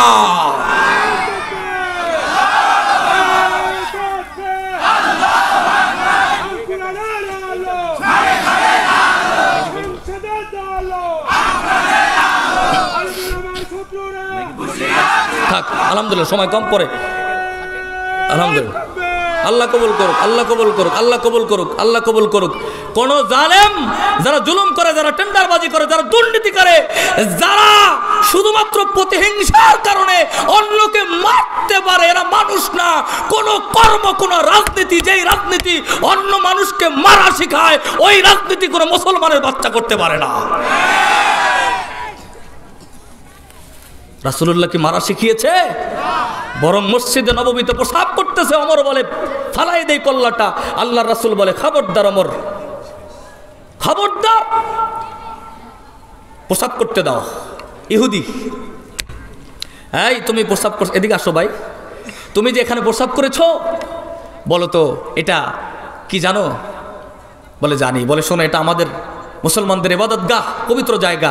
তোমাদের পবিত্র জায়গায়, মন্দিরে, গির্জায় যদি আমরা প্রসাব করতাম কি করতাম? বলে একদম কল্লা আলাদা করে ফেলতাম। বলে আমরা কিছু বলবো না তোমাকে। সুবহানাল্লাহ বলবেন না? ইয়া রাসূলুল্লাহ, এইটা যদি কোনো আদর্শ হয় আমি আর দেরি করবো না, আমাকে এখনই কালেমা পড়ে মুসলমান বানায় দেন। জোরে কোন সুবহানাল্লাহ। আরে আগের দিন মুসলমান, ইসলাম এমন একটা ধর্ম যেটা একজন আরেকজনকে দেখে দেখে শিখে, এটাই দাওয়াত। সুবহানাল্লাহ বলেন। ইসলাম এমন একটা ধর্ম, মনে রাখবেন, আমাদের সঠিক তাফসীর হয় না।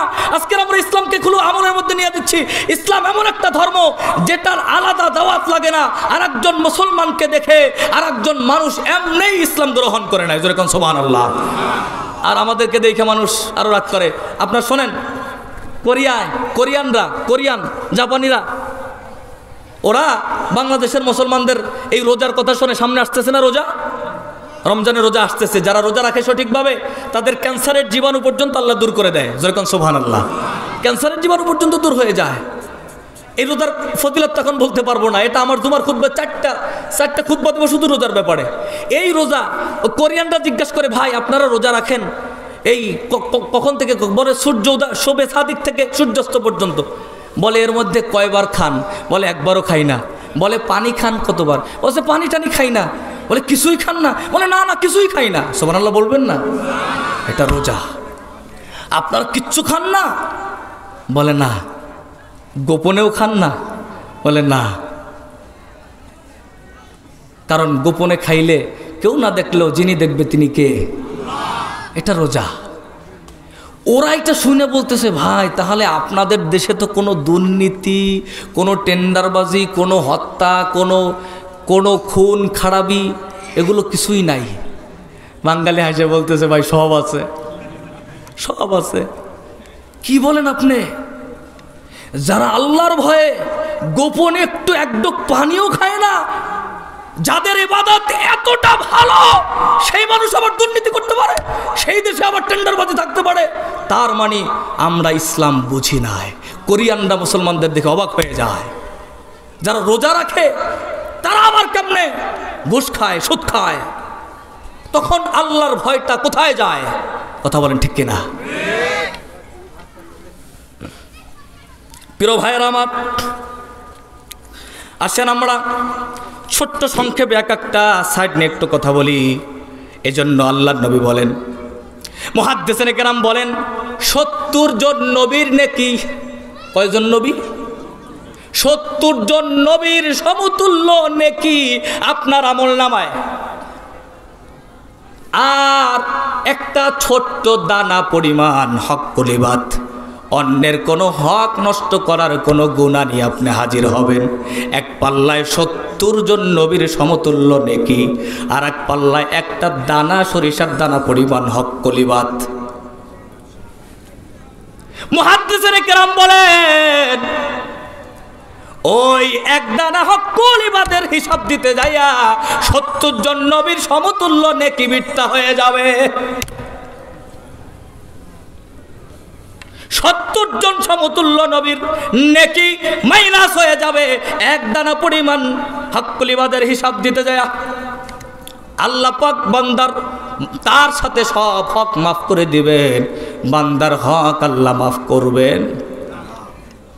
আপনি যার মানিজ্জাত নষ্ট করছেন, আপনি যারা 15 বছর ঘর ছাড়া করছেন, আপনি যার মাল সম্পদ নষ্ট করছেন, আপনি যার জমি আত্মসাৎ করছেন, আপনি যার টাকা ধার দিয়া দেন নাই, আপনি যদি কাবায় যাইয়া সিজদায় পড়ে থাকেন, তাওবা করতে থাকেন, কোনোদিন মাফ হবে না।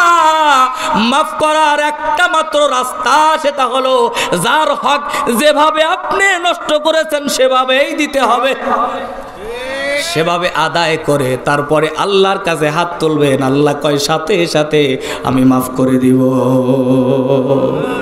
কিন্তু যতক্ষণ আদায় হবে না ততক্ষণ পর্যন্ত আমি আল্লাহ মাফ করব না। প্রিয় ভাইয়েরা আমার, তাহলে আল্লাহ পাক কোরআনে কয়েকটা বিষয় বলছে। প্রথম, মা বাবা, নিকটাত্মীয়, প্রতিবেশী, আত্মীয় স্বজন। এজন্য আসেন, আত্মীয় স্বজনের হক নষ্ট করবেন না, যার যাচ্ছে নিয়ে যাইতে পারবেন না। ভাইরা, কিয়ামতের ময়দানে অনেক মানুষ হবে যারা জমি কাঁধে নিয়ে উঠবে, জমি নিয়ে উঠবে, যারা জমির পাগল, যারা 1 বিঘা জমি ঠগায় খায়। প্রতিবেশীর হক হলো, আপনার বাড়ি 5 তলা, আপনার বাড়ির ছাদটা এত উঁচু করা যাবে না যে উঁচু করার কারণে আপনার প্রতিবেশী মানুষটা তার ঘরে বাতাস বন্ধ হয়ে যায়। ইসলাম বলে তোমার বাড়ির ছাদ এত উঁচু হতে পারবে না।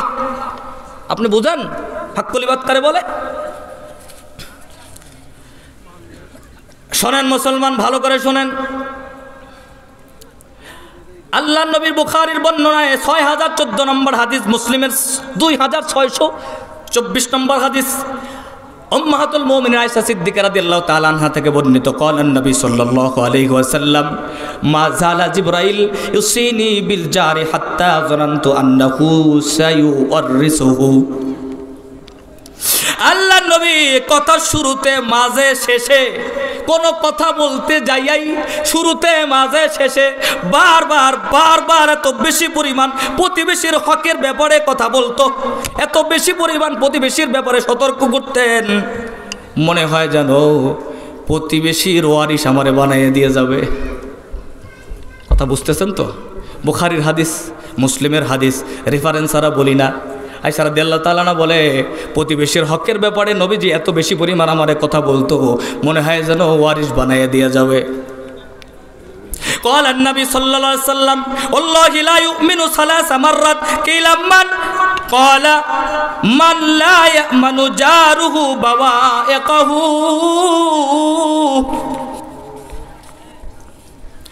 মুসলমান বাবাজিরা আমার, মনে রাখবেন, আল্লাহ নবী বলেন সেই ব্যক্তি মুসলমান নয়, মুমিন হতে পারবে না যতক্ষণ পর্যন্ত তার প্রতিবেশী তার অনিষ্ট থেকে নিরাপদে না থাকবে। আপনার ভাই, আপনার বোন, আপনার প্রতিবেশী, আপনার চাচা, আপনার ফুফু, এরা আপনার প্রতিবেশী। যতক্ষণ পর্যন্ত প্রতিবেশী আপনার দ্বারা নিরাপদ না থাকবে ততক্ষণ আপনি মুমিন হতে পারবেন।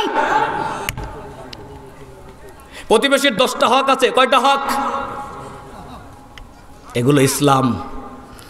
1 নম্বর, মুআজ ইবনে জাবাল রাদিয়াল্লাহু তাআলা কে আল্লাহর রাসূল বলে, হে মুআজ, কুলনা ইয়া রাসূলুল্লাহ মা হাক্কুল জারি।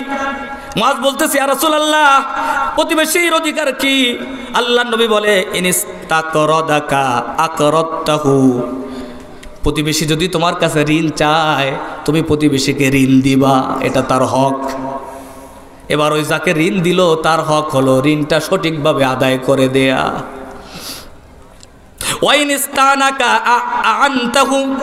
প্রতিবেশী যদি তোমার কাছে সহযোগিতা চায় তুমি তাকে সহযোগিতা করবে, এটা তোমার হক। 3 নাম্বার, অভাব প্রকাশ করে যদি প্রতিবেশী তোমার কাছে তার প্রয়োজন মেটানোর চেষ্টা করবে। সুবহানাল্লাহ বলে। অথচ টাকা থাকলেই বছরে বছরে হজে যায়, ওমরায় যায়, অথচ প্রতিবেশীর ঘরে চিকিৎসার অভাবে মরে মরে ধকে ধকে মরে, খেয়াল রাখে না। আর ওমরাকারী মনে করে আমার জন্য জান্নাত। আল্লাহ কয় তোর একটা ওমরাও কবুল হবে না, ওর চাইতে প্রতিবেশীর ধুকে ধুকে অসুস্থে মরা মানুষটার যদি চিকিৎসার জন্য কয়েকটা টাকা দিতি আমার আল্লাহর আদালতে জান্নাত লেখা হয়ে যেত। এটা শরিয়াত, এটা ইসলাম, এটা ইসলাম। ওয়াইন মারিদা মুদ্দা, অসুস্থ হলে প্রতিবেশীর সেবা করবে, প্রতিবেশীর কল্যাণ কামনা করবে। অথচ আমরা সবচাইতে বেশি প্রতিবেশীর বাস দেই। কথা বলেন না কেন? বাস দেয়া দিয়ে আছে না নাই? কে কারে বাস দেব, কে কার বিরুদ্ধে যাব? আহারে, খালি ঝগড়া বিবাদ, খালি দলাদলি মারামারি, গোত্র গোত্র, অমুক বংশ অমুক বংশ, দলে দলে বিভক্ত। যখনই বিভক্ত হয়ে যাবেন তখন পাশের মানুষটাই আপনারে মারবে, আর যখন এক থাকবেন তখন কেউ আপনারে ঠাসতে পারবে।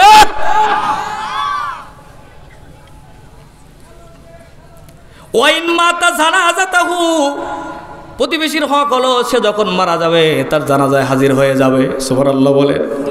কিয়ামতের কঠিন ময়দানে হাদিসের মধ্যে আসছে একজন মানুষ ইন্তেকাল করছে, ওই জামানার আল্লাহর ওলি একজন আলেম স্বপ্নে দেখছে তাকে, বলছে ভাই আপনার সাথে আল্লাহ পাক কি কি কাজ করেছে, কেমন আচরণ করছে? বলছে আমার সাথে খুব খারাপ একটা বিষয় হয়ে যাচ্ছিল, আমার ফয়সালা জাহান্নামী হয়ে যাচ্ছিল, নেকের পাল্লা হালকা বদের পাল্লাটা ভারী হয়ে যাচ্ছিল। হঠাৎ করে দেখতেছি কয়েকজন ফেরেশতা একটা পোটলা নিয়ে আইসা আমার নেকের পাল্লার উপরে পোটলাটা ছেড়ে দিল, পোটলাটা নেকের পাল্লাটা ভারী হয়ে গেল। আমি জিজ্ঞাসা করলাম ভাই ফেরেশতা, জি ভাই, ফেরেশতাকে জিজ্ঞাসা করলাম ভাই এই যে পোটলাটা দিলেন নেকের পাল্লা এটা কি? বলে তুমি তোমার অমুক এলাকাবাসী অমুক প্রতিবেশীর জানাজায় যাইয়া তারে দাফন দেওয়ার জন্য, তার কবরে একটু মাটি দেওয়ার জন্য, প্রতিবেশী আর একজনের হক, মরার পরে মৃত্যু ব্যক্তির হক তার কবরে মাটি দেওয়া। এই যে মৃত্যু ব্যক্তির হক আদায় করলা, একটু মাটি কবরে দিলা, ওই বান্দার হক আদায়ের কারণে ওই মাটিটা আল্লাহ রাব্বুল আলামিন পছন্দ করে পোটলা বাইন্দা রাখছে। তোমার বিপদের মুহূর্তে আল্লাহ নেকের পাল্লায় ওটা ওজন করে জান্নাতের ফয়সালা করে দিয়েছে।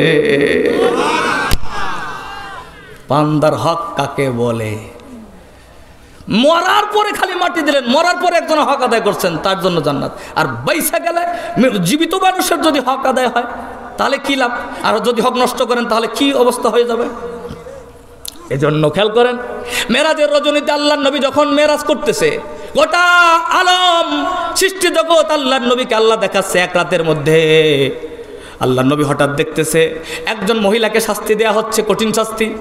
জিবরাইলকে জিজ্ঞেস করে, জিবরাইল ভাই এই মহিলাটা কেন শাস্তি দেওয়া হচ্ছে কেন? বলে একটা বিড়ালকে বেঁধে রাখছে, বুখারীর বর্ণনায় আসছে একটা বিড়ালকে বেঁধে রাখছে, ওরা খাবার দেয় না, ছেড়েও দেয় না যে নিজে খাবার টোকাইয়ে খাবে। এইভাবে না খাইতে খাইতে বিড়ালটা মারা গেছে। এজন্য আল্লাহ রাব্বুল আলামিন তারে চিরদিনের জাহান্নামে এভাবে শাস্তি দিতে থাকবে। একটা বিড়ালকে বাধ্যা রাখছে, খাওয়ান দেয় না। আর একটা পতিতা, পতিতা বুঝেন তো, একটা পতিতা মেয়ে মহিলা, একটা কুকুরকে, কুকুরের পানির তৃষ্ণায় জিহ্বাটা ঝুলে যাচ্ছিল, তখন সে তার আঁচলের একটু ভিজাইয়া 2-1 ফোঁটা পানি পান করাই দিস। একটা পতিতা একটা কুকুরের সহযোগিতা করার কারণে তার জন্য জান্নাতকে আল্লাহ ওয়াজিব করে দিয়েছে। সুবহানাল্লাহ বলবেন না? ইসলাম বুঝেন? ইসলাম বুঝতে হবে। কি বুঝছেন? প্রাণী মাত্র একটা কুকুরকে পানি খাওয়াইয়া জান্নাতে যায় পতিতা, আর একটা বিড়ালকে আটকাইয়া রাখা একটা আমলদার মহিলা জাহান্নামী হয়ে যায়। তাহলে যারা মানুষকে হত্যা করে, মানুষের বিরুদ্ধে মিথ্যা মামলা করে, যারা মানুষের মাল নষ্ট করে, বলেন তো দেখি এরা কি মানুষ? এদের জন্য কি আল্লাহর জান্নাত হতে পারে? মুসলমান বাবাজিরা আমার, প্রতিবেশীর হক এবার আসেন 6 নম্বর।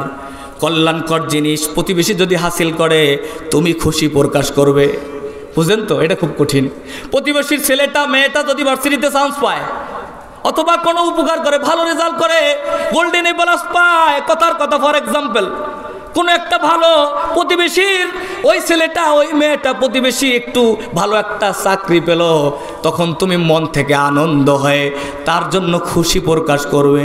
কিন্তু আমরা পাশের লোকটা যদি আমার চাইতে উঁচায় উঠে যায়, আমি তারে ভালো চোখে দেখতে পারি না, বরং যে কোনো মূল্যে টাইনা টাইনা তারে নামাইতে হবে। কথা বলেন না কেন? কিন্তু আল্লাহ যদি কাউরে জাগায় পৃথিবীর কেউ তারে টানতে পারবে, আর আল্লাহ যদি কারো টাইনা ধরে রাখে পৃথিবীর কেউ তার চুল ধরে তারে মাথায় উঠাতে পারবে। এজন্য প্রতিবেশীর কল্যাণে খুশি প্রকাশ করা এটা প্রতিবেশীর হক। অকল্যাণে দুঃখ প্রকাশ করবে, যখনই দুঃখে পড়বে, বিপদে পড়বে, কিছু হারায় ফেলবে, তখন তুমিও তার সাথে দুঃখিত হবে, মনে মনে হাসি ঠাট্টা করবে না, খুশি হবে না। এমন না যে তার সামনে বলবে ভাই আরে আমার খুব দুঃখ লাগছে আপনার দুঃখে, আর পিছনে আইসা খুব আপনি খুশি, ভালোই হয়েছে। না, এটার নাম খুশি প্রকাশ করা, দুঃখ প্রকাশ করা নয়। বরং প্রতিবেশীর বিপদে অন্তর থেকেই দুঃখ লাগতে হবে। বুঝতেছেন তো কথা? বলেন তো। যারা রাষ্ট্রীয় ক্ষমতায় যায়, যারা যখন ক্ষমতায় থাকে, তাদের প্রতিবেশী হলো বিরোধী দল, বাকি জনগণ। কথা বলেন না কেন? কথা বলেন। যারা যখন ক্ষমতায় বসে, চেয়ারে বসে, তখন তাদের প্রতিবেশী কারা? বিরোধী দল, অন্য অন্য জনগণ। তার মানে তাদের প্রত্যেকটা হক রক্ষা করা, তাদের খুশি করা ওই প্রতিবেশীর জন্য ওয়াজিব। যদি না করে, 1000টা সেজদা দিয়ে আর আপনি টুপি পইরা হেজাব পইরা জান্নাতে যেতে পারবেন না। এরপরে তোমার খাবারের অংশ তাকে না দিলে তোমার খাবারের গল্প তার কাছে করবে না। খুব ভালো ভালো রান্না করছেন, ভালো ভালো খাবার, যদি তাকে না দেন, না দিয়ে গল্প করা যাবে, খবরদার। বাচ্চাকে শিখাবেন, বাবা তুমি যেটা খাচ্ছ তোমার প্রতিবেশী বাচ্চার সাথে গল্প করবে না, কারণ ওরও তখন খাইতে মন চাবে। গল্প করতে হলে তাকে দিতে হবে। প্রতিবেশীর অনুমতি ছাড়া, এই যে দেখেন, প্রতিবেশীর অনুমতি ছাড়া তোমার বাসার ছাদ এতখানি উঁচু করা যাবে না যাতে প্রতিবেশীর বাসায় বাতাস আলো বন্ধ হয়ে যায়। এই অধিকার তোমাকে দেয়া হয় না। এত বড় উঁচু ছাদ কোনো সাহাবীর ছিল না, এত বড় উঁচু ছাদ কোনো নবীর ছিল না যে আরেকজনকে কষ্ট দিয়ে এত বড় ছাদ করবে। এই যে কি মানা সম্ভব নাকি? লাগবে কিতে? কি লাগবে? এগুলো কিছুই কি কবরে যাবে আপনার সাথে? কতটুকু থাকার জন্য লাগে এতটুকুই যথেষ্ট, যতটুকু আপনার বসবাসের জন্য লাগবে এতটুকুই যথেষ্ট। প্রিয় ভাইয়েরা আমার, 10 নম্বর, ওয়াইনিস তারাইতা ফাকিহাতান ফাহাত মানহা লাহু ওয়া ইল্লা ফাদখিলহা সিররান। তুমি যদি কোনো ফল কিনে নিয়ে আসো বাসায়, আহারে কি রাসূলুল্লাহর হাদিস, কি ইসলাম, কি হাত কলিবাত, কি নাই ইসলামে কোরআনে। তুমি যদি কোনো ফল কিনে নিয়ে আসো, তা থেকে প্রতিবেশীকে হাদিয়া দাও। যদি না দিতে পারো তাহলে গোপনে গোপনে ঘরে ঢুকাও, দেখাইয়া নিয়ে যাইও না। তুমি যখন নিয়ে দেখাইয়া বাসায় যাবা, তখন ওই লোকটারও খেতে মন চাইতে পারে। সুবহানাল্লাহ বলবেন না? চিন্তা করেন হক কাকে বলে। প্রিয় ভাইয়ের আমার, রাত অনেক লম্বা হয়ে যাচ্ছে, আলোচনা শেষ করে দেই নাকি? আলোচনা শেষ করে দেব? চলবে? আর একটু চলবে না শেষ করব? চলবে কিনা? কারা কারা চলবে হাত তুলে দেখান তো দেখি। লিল্লাহে তাকবীর। আল্লাহ কবুল করুক, বলেন আমিন। আর একদম সংক্ষেপে আমরা একটু মোনাজাতের দিকে আস্তে আস্তে যাব। এরপরে মোনাজাত করে বিদায় নেব। কোনো ভয় পাওয়ার কিছু নাই, কষ্ট হচ্ছে না তো ইনশাল্লাহ। আসেন তাহলে প্রতিবেশীর হকগুলো মনে রাখার চেষ্টা করবেন, পারবেন তো ইনশাল্লাহ? একটা হক নষ্ট করে আল্লাহর জান্নাত পাওয়া যাবে না ভাই, যাবে না। আগে এগুলোকে প্রাধান্য দেন প্রিয় ভাইরা আমার। এরপরে আসেন যে কথাগুলো আমি বলতেছিলাম, পিতামাতার হক, পিতামাতার হক। আহারে আজকের পিতামাতা নাই কার কার? হাত তোলেন দেখি। পিতামাতা নাই কার কার? অনেকের পিতামাতা নাই। শোনেন, পিতামাতাকে কষ্ট দিয়া কখনো আল্লাহর জান্নাতে যাওয়া যাবে? পিতামাতাকে বোঝা মনে করবেন না, খবরদার। পিতামাতাকে বোঝা মনে করবেন না। আল্লাহর নবীকে সাহাবীরা জিজ্ঞাসা করছে, আল্লাহ বলে আপনাকে যখন জিজ্ঞাসা করে যে ইয়া রাসূলুল্লাহ আমার মাল সম্পদ আমি কোথায় ব্যয় করব, ইয়াসআলুনাকা মাযা ইউনফিকুন, আল্লাহর নবী আপনি বলেন কুল মা আনফাকতুম মিন খায়রিন ফালিল ওয়ালিদাইনি ওয়াল আকরাবিন। সুবহানাল্লাহ বলেন। আগে তুমি ব্যয় করবে, স্পেশালভাবে আল্লাহ বলছে তোমার সম্পদের প্রথম অধিকার তোমার পিতামাতা। সুবহানাল্লাহ বলবেন না? তোমার ইনকামের প্রথম অধিকার তোমার পিতামাতা, তারপরে তোমার নিকটাত্মীয় মানে স্ত্রী সন্তান এগুলো, এরপরে আস্তে আস্তে বাড়বে। কিন্তু আজকের দুর্ভাগ্য, পিতামাতার ঘর হয় আলাদা, ছেলের ভালো ঘরে পিতামাতার জায়গা হয় না। কথা বলেন কেন? আপনি বিল্ডিং এ থাকবেন, আপনার মা টিনের ঘরে থাকবে কেন? আপনি যোগ্য সন্তান হতে পারেন না। কই আপনার মা তো ছোটবেলায় আপনার চাইতে মা খুব আরামে ছিল, কখনো এমনটা কোনোদিনও হয় না, এক সেকেন্ডের জন্য হয় না। কথা বলেন না কেন? বিশ্বাস হয় আপনাদের? আপনার পিতা আপনার ছোটবেলায় আপনার চাইতে সে একটু ভালো থেকেছে, ভালো খেয়েছে, আরামে থেকেছে, এমনটা কোনোদিনও হয় না। তা আপনি কেন যখন তারা দুর্বল হয়ে গেছে তখন আপনি তাদেরকে আলাদা কেন করে দেন? কেন আলাদা করে দেন? আলাদা হয় অধিকাংশ সময়, আমার মা বোনরা আছে, অধিকাংশ সময় আলাদা হয় ওই আরেকটা মেয়ে ঘরে যখন আসে তখনই আত্মীয় স্বজন ভাই বোন মা বাবার সাথে আস্তে আস্তে সম্পর্কগুলো ক্যান্সেল হয়ে যায়। কথা বলেন না কেন? পরামর্শ দেওয়া শুরু হয়। এক ভাই প্রথম বিয়ে করে, এবার দ্বিতীয় ভাই যখন বিয়ে করে, দুইটা যা যখন এক জায়গা হয়, একটার একটা হিংসাংসি আছে না নাই? এবার খালি হিসাব হয়ে যায়। হ্যাঁ ওই ওই তোমার ছোট ভাই ওই টাকা খরচ করে বাসায়, তুমি এত কেন করবা? আমাদের এটা করা লাগবে, ফ্ল্যাট কেনা লাগবে, লাগবে না? ফ্ল্যাট লাগবে, গাড়ি লাগবে, বাড়ি লাগবে, এত খরচ করা যাবে না। ছোট ভাই ঠেলে, বাবা ডাক দিয়ে বলে আব্দুল কুদ্দুস বাজারে যাও, আমার তো খুব কষ্ট হচ্ছে, একটু ওষুধ নিয়ে আসিস। ও যার রাজি পাশ দিয়ে বউ এসে বলতেছে খবরদার, কতদিন তুমি ওষুধ আনবা? বড়টা কি করে? ইশারা দেয়, বুঝায়। আবার বড়টা এসে বড়টার কিছু বললে, বাবা আমার বাসায় আমার একটা লঙ্গি দরকার। যখনই প্ল্যান বউ বোঝে যে এবার আনবে, আছে বাস্তবতা। কথা বলে না কেন? এবার ও বড়টা বলে কেন খালি তুমি করবা কেন? ছোটরা কি করে? খালি বসে বসে খায়, টাকা এত খরচ করলে হবে? এটা করা লাগবে, ওটা করা লাগবে। খুব রাগ করলেন আপনারা? খবরদার, খবরদার। পিতামাতা রিদার রব্বি ফি রিদাল ওয়ালিদাইন ওয়া সাকাতার রব্বি ফি সাকাতাল ওয়ালিদাইন। পিতামাতা যতক্ষণ সন্তুষ্ট আপনার রব ততক্ষণ আপনার উপরে সন্তুষ্ট। পিতামাতা যখনই অসন্তুষ্ট হয়ে যাবে আপনি কোনো কায়দায় রবকে সন্তুষ্ট করতে পারবেন না। এই কথা বলেছেন রাসূলুল্লাহ সাল্লাল্লাহু আলাইহি সাল্লাম। প্রিয় ভাইয়েরা আমার, পিতামাতার দোয়া যেমন কবুল হয়ে যায়, পিতামাতার বদদোয়া তেমন কবুল হয়ে যায়। প্রিয় ভাইরা আমার, খবরদার। এজন্য কখনো সবচাইতে আগে ব্যয়টা হবে পিতামাতার কাছে। ভালোটা খাওয়াবেন পিতামাতাকে, পিতামাতাকে খাওয়াইতে যাই এটা হিসাব করবেন না, হারে আমার টাকা পয়সা নষ্ট হয়ে গেল, এই কথা কখনো মনে করবেন না। যিনি আপনার সম্পদ বাড়াইয়া দিবেন তিনি কে? মা বোনদেরকে বলবো, মায়েরা যদি আপনার স্বামীর হায়াত বৃদ্ধি করতে চান, রিজিকের মধ্যে যদি রিজিক যদি বাড়াইতে চান, ইনকামের দরজা যদি খোলাইতে চান, তাহলে সন্তান আপনার স্বামীকে দিয়া তাকিদ দিয়া বেশি বেশি পরিমাণ তার পিতামাতা ভাই বোনের হক আদায় করান। রাসূল বলে তাহলে আপনার স্বামীর জীবনের হায়াত বেড়ে যাবে, সম্পদ বেড়ে যাবে, আল্লাহর কাছে মর্যাদা বেড়ে যাবে। যেরকম সুবহানাল্লাহ। এজন্য আল্লাহ পাক বলেন ফালা তাকুল লাহুমা উফফিন ওয়ালা তানহারহুমা ওয়া কুল লাহুমা কওলান কারীমা। খবরদার পিতামাতার সাথে খারাপ আচরণ তো করবেই না, একটা ধমক দিয়া জোরে আওয়াজ করে কথা বলা যাবে। তারা খুক্কুর করে কাশি দিলে তোমার কষ্ট লাগতে পারবে না। একটা ছেলে অনেক রাত গভীর হয়ে গেছে, জন্য মনের অনেক কথা থাকলেও আমি বলতে পারছি না, আমি শেষের দিকে চলে যাব, মোনাজাত করবো ইনশাল্লাহ।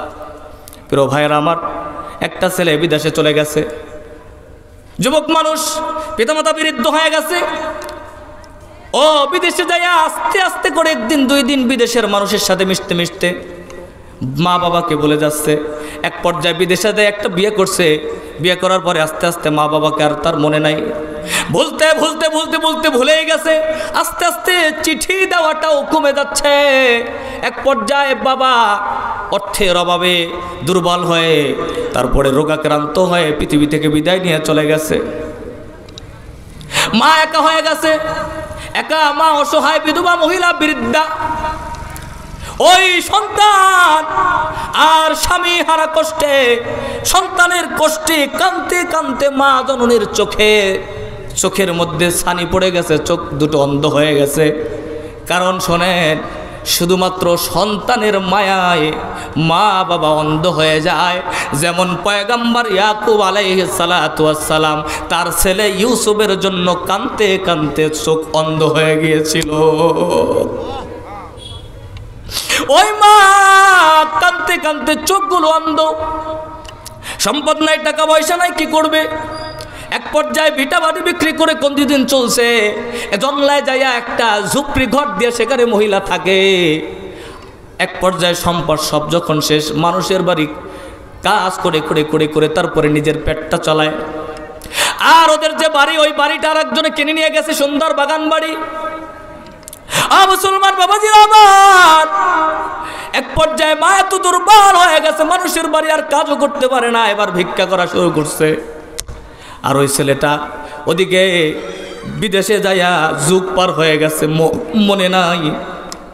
বড়লোক শ্বশুর বাড়ি বিয়ে করে মা বাবার কথা মনে নাই। এক পর্যায়ে ছেলেটার বিশাল কঠিন রোগ হয়েছে, এমন রোগ ডাক্তার বলতেছে এই রোগ ভালো হওয়া সম্ভব নয়, পার্সেন্টেজ খুব কম। এইটা যখন শ্বশুর শাশুড়ি শুনছে, এতদিন পর্যন্ত শ্বশুর শাশুড়ি ওই মেয়ে জামাই একসাথে বসবাস করত। বাস্তব ঘটনা ভাইয়েরা আমার, শ্বশুর শাশুড়ি এক পর্যায়ে, শোনেন এটা মেসাল, পৃথিবীর সবাই এক না, কিন্তু বাস্তবতা মনে রাখবেন। শ্বশুর শাশুড়ি বলছে এতদিন, মেয়েরে বলতেছে এতদিন কামাই করছে, আরও কাজ করতে পারবে না, সুতরাং শুধু বসায় বসায় আমরা খাওয়াইতে পারবো না, যেখানে খুশি সেখানে যাক, ছেড়ে দে। বহু সংসার ভাঙ্গে, বহুত ঘর তালাক হয় ওই মেয়ের মার বড় বোনের কারণে। কথা বলেন, যেই ঘরগুলো দেখবেন ডিভোর্স হয় মেয়েরা, ওর মা কোনোদিন ভালো না, বড় বোন থাকলে ভালো না, উল্টা পাল্টা যখন ডিরেকশন দেয় মেয়েটাকে, কোথায় যাবে, উল্টা পাল্টা বুঝায়, দরকার নাই তোর আরেক জায়গায় বিয়ে দেবো। আরে অথচ আল্লাহ নবী তার মেয়েকে বলছে, ফাতেমা খবরদার, আমার আলী যদি তোমার দ্বারা কোনোদিন কষ্ট পায়, ফাতেমা রে আমি তোরে মাফ করব না। অথচ খাতুনে জান্নাত, যিনি মহিলাদের সর্দার, ফাতেমা। সুবহানাল্লাহ বলেন তো দেখি, এই কথা যেই মা বাবা তার মেয়েকে বলবে, ওই সংসার কোনোদিন ভাঙতে পারে না। ইসলামের মধ্যে সৌন্দর্য আছে না নাই? মজা আছে না নাই? ইসলাম মানলেই মজা। প্রিয় ভাইয়েরা আমার, যেই কথা বলছিলাম, হাক্কুল ইবাদ দেখেন, আহারে মা বাবা যদি আপনার দ্বারা কষ্ট পাওয়া যায়, কপালটা পড়ে যাবে, দুনিয়া আখিরাত শেষ। প্রিয় ভাইয়েরা আমার, ওই ছেলেটাকে বের করে দিছে, শ্বশুর বাড়ি জায়গা নাই, স্ত্রীর সাথে আর দেখা নাই, কথা নাই, স্ত্রী আর ভালোবাসছে না, কোথায় যাবে? এক পর্যায়ে ওর মনে পড়ছে তখন, আহারে এই সময় যদি আমার মা থাকতো, আমার মা আমারে ফেলে দিতে পারতো না। বড় দুর্বল সহায়, কেমনে যাবে, কেমনে আসবে? ওর একটা কলিগ ছিল, তার কাছ থেকে কিছু টাকা ধার করে ভিসা করছে, প্লেনের টিকিট করে দেশে চলে আসছে। ওই যে এক যুগ আগে বিদেশে গেছে, ওর বাড়ির কাছে চলে আসছে, এসে দেখতেছে বাড়িটা বাগান বাড়ি, ঘরে কেউ নাই। আর ওই বাগানের মধ্যে একটা লোক মালি বাগানটা কাজ করতেছে। এসে বলতেছে, ভাই এখানে একটা ঘর ছিল, দুইজন, এক বুড়া বুড়ি ছিল, তারা কই? বলে, বুড়া তো অনেক আগে মারা গেছে। বুড়ি কই? তো বলি, বা আহারে, তার একটা ছেলে ছিল, এক যুগ আগে চলে গেছে, আর কোনো খবর নাই, একটা হারামজাদা। ছেলেরে বলতেছে, ওই মালি বলতেছে, একটা হারামজাদা সন্তান, ওই মায়ের আর কোনোদিন খোঁজ নেয় নাই, ওই মহিলা কষ্ট পায় এখন ভিক্ষা করে খায়। অবশ্যই হারে ওই ছেলেটা তখন ডাক দিয়ে বলে, ভাই কই ওই মহিলা কোথায় পাওয়া যাবে? মালি ডাক দিয়ে, মালি তখন বুঝতে পারছে এটাই মনে হয় ওই মহিলার সন্তান হবে। বলছে, ওই যে দেখো কুড়ে ঘর, ওখানে থাকে, কিন্তু এখন পাবা না, সে সারাদিন ভিক্ষা করে, সন্ধ্যার পরে বাড়ি আসবে। ছেলেটা যাইয়া মায়ের কুড়ে ঘরের সামনে দাঁড়ায় আছে, এক পাশে দাঁড়ায় আছে, মা তো অন্ধ, মা কিছু দেখে না, সন্ধ্যার পরে ভিক্ষা করে ঘরে আসছে।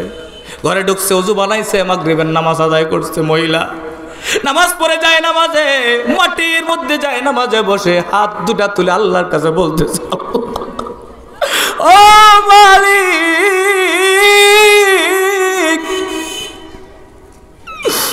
আমার স্বামীকে তুমি কেড়ে নিয়েছ, আমার ছেলেটা যুগ যুগ ধরে আমার কলিজা থেকে আলাদা হয়ে রয়েছে। আল্লাহ রে, আমার মাল সম্পদ ঘরবাড়ি সব তুমি নিয়ে গেছো। আল্লাহ, আমি তোমার কাছে কিচ্ছু চাই না, আমি আর মনে হয় বেশি দিন বাঁচবো না, আমার শেষ সময়।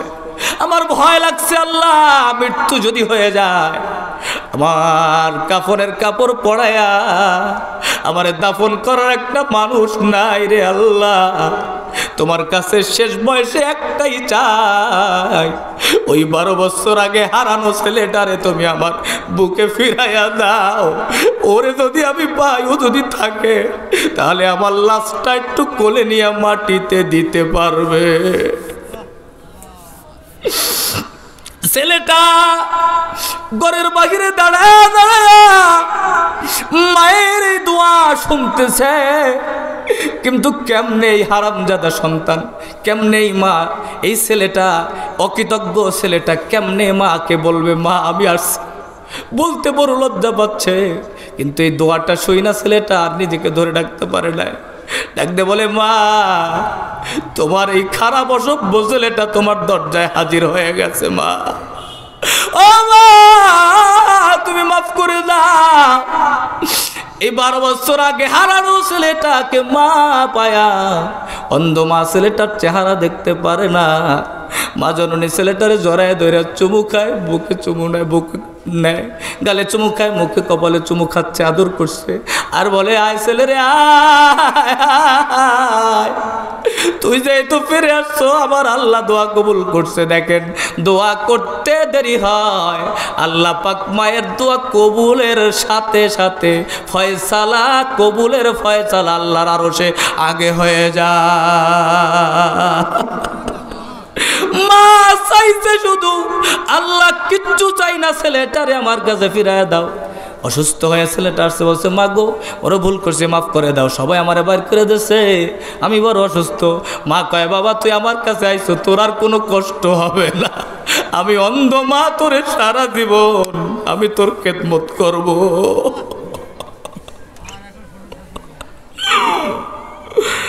ও বাবাজির আমার,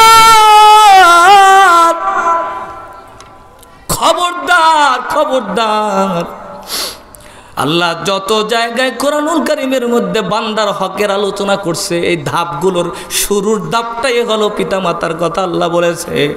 এজন্য আসুন প্রিয় ভাইরা আমার, খবরদার মা বাবাকে কষ্ট দিবেন না, তাদের অসুস্থতার সময় পাশে দাঁড়াবেন, আল্লাহ আপনার রিজিকের মধ্যে বরকত দিয়ে দেবে।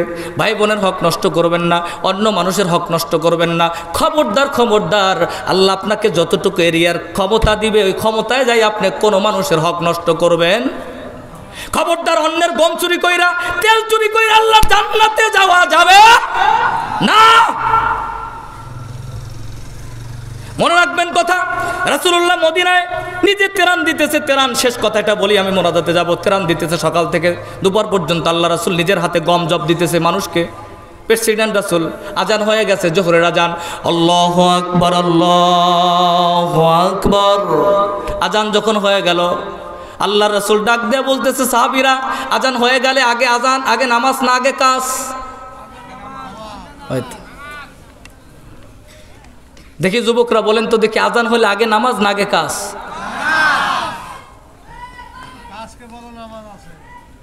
হ্যাঁ, কিন্তু আমাদের কাছে কি আসলেই কি নামাজ আগে না কাজ আগে? আল্লাহ আমাদের মাফ করুক, বলেন আমিন। সাহাবাই কেরাম কেরাম বন্ধ করে দিলেন। আল্লাহ রাসূল বলতেছে, এই আল্লাহ রাসূল নিজের পোশাকটা ধরে এভাবে ঝাড়তেছে, জোরে জোরে জোরে জোরে ঝাড়তেছে। ওমর রাদিয়াল্লাহু আনহু বলতেছে, ইয়া রাসূলুল্লাহ এত জোরে ঝাড়তেছেন কেন? বলে, ওমর আমি সকাল থেকে দুপুর পর্যন্ত নিজের হাতে আমি জনগণকে তেরান দেওয়ার জন্য ছোট্ট ছোট্ট গম জবের এই দানাগুলো আমি তেরান দিয়েছি। আমার অজান্তে কোনো একটা গমের দানা আমার পোশাকের মধ্যে ঢুকে থাকতে পারে। এই অবস্থায় যদি আমি নামাজে দাঁড়াই, কিয়ামতের ময়দানে আল্লাহ যদি আমারে ধরে, মুহাম্মদ তুমি নামাজ পড়ছো আর তখন তোমার পোশাকের মধ্যে জনগণের মাল ছিল, আমি আল্লাহর কাছে জবাব দিতে পারবো।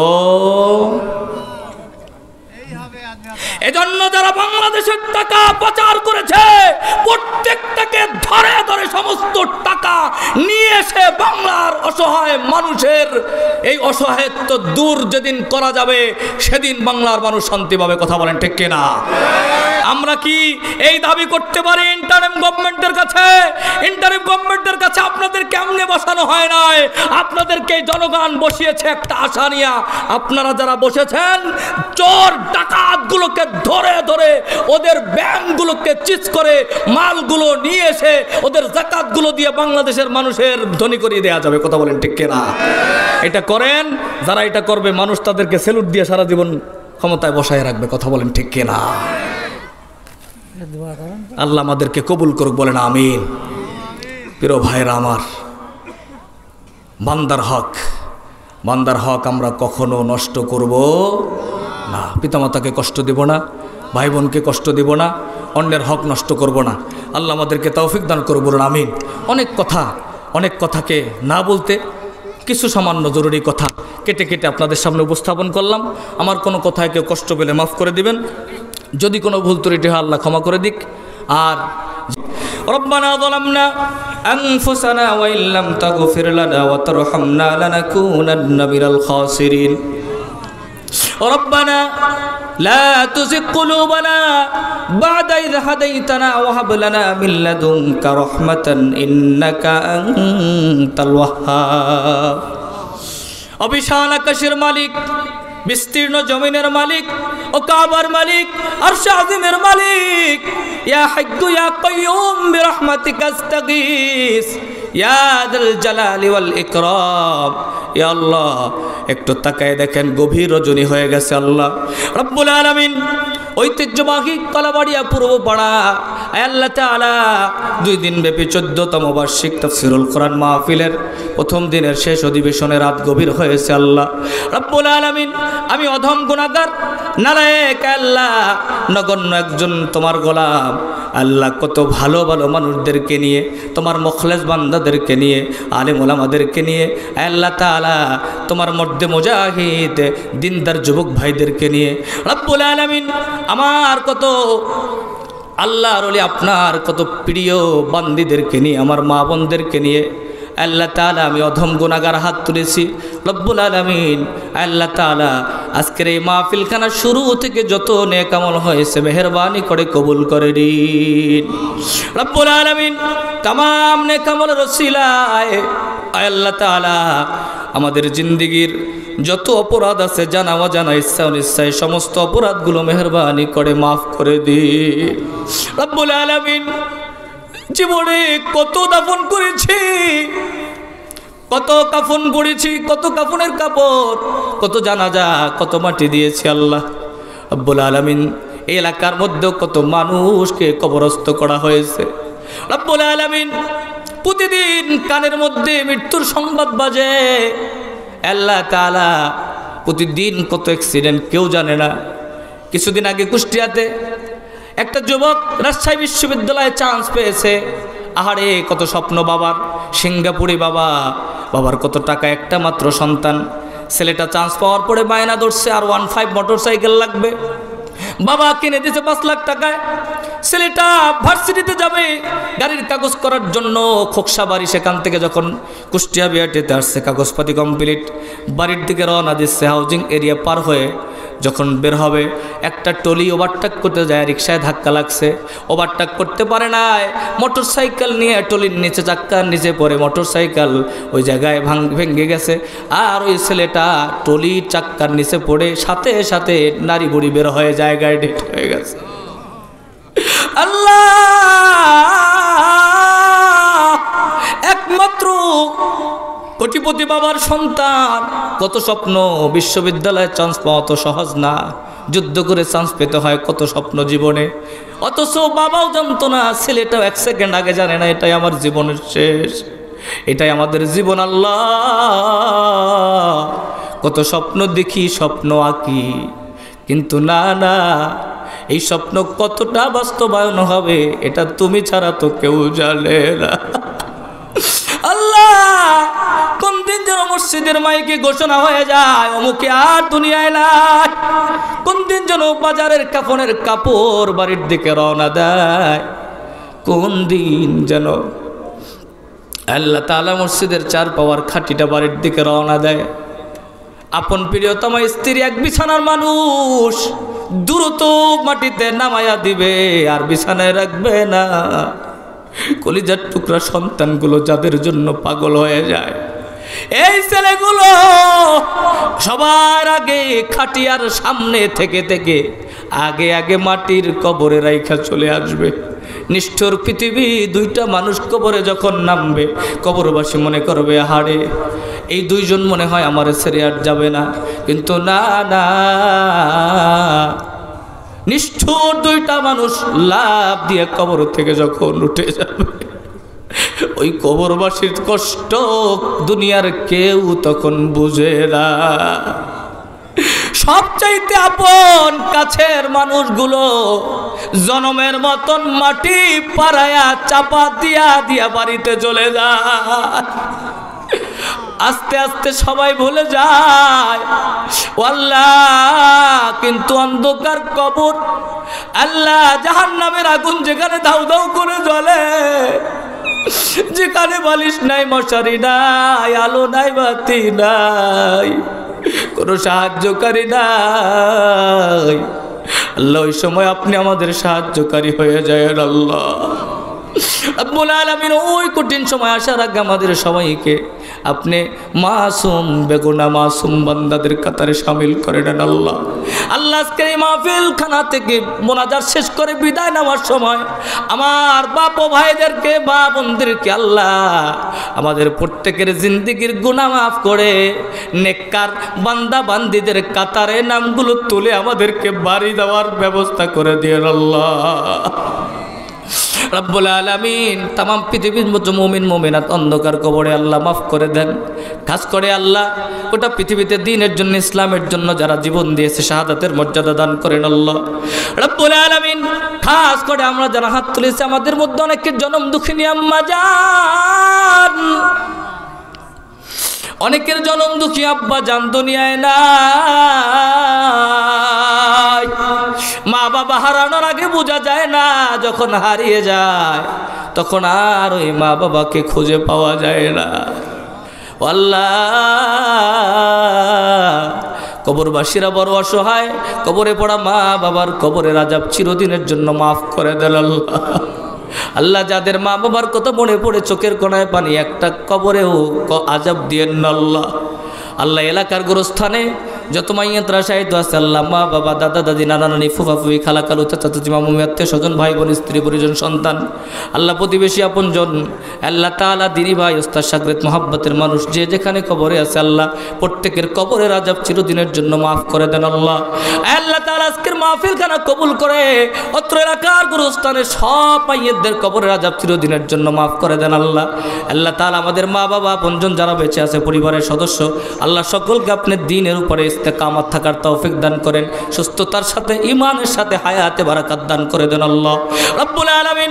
আল্লাহ তাআলা এই মাহফিল খানাকে বাস্তবায়ন করার জন্য যারা শ্রম দিয়েছে, অর্থ দিয়েছে, বুদ্ধি দিয়েছে, সময় দিয়েছে, আমার বাবু ভাইয়েরা, মা বোনরা যারা কষ্ট করে এতক্ষণ পর্যন্ত বসে মাহফিল খানাকে সৌন্দর্যমণ্ডিত করেছে আল্লাহ, প্রত্যেককে দুনিয়া আখিরাতে আপনি উত্তম উত্তম জাযা দান করেন আল্লাহ রাব্বুল আলামিন। মাহফিল আয়োজক কমিটি, এলাকাবাসী, বক্তা, শ্রোতা, অতিথিবৃন্দ আল্লাহ সবাইকে আপনি কবুল করে নেন রব্বুল আলামিন। আল্লাহ তাআলা আমাদের প্রত্যেকটা ঘরের মধ্যে আপনি খাস রহমত নাজিল করে দেন আল্লাহ।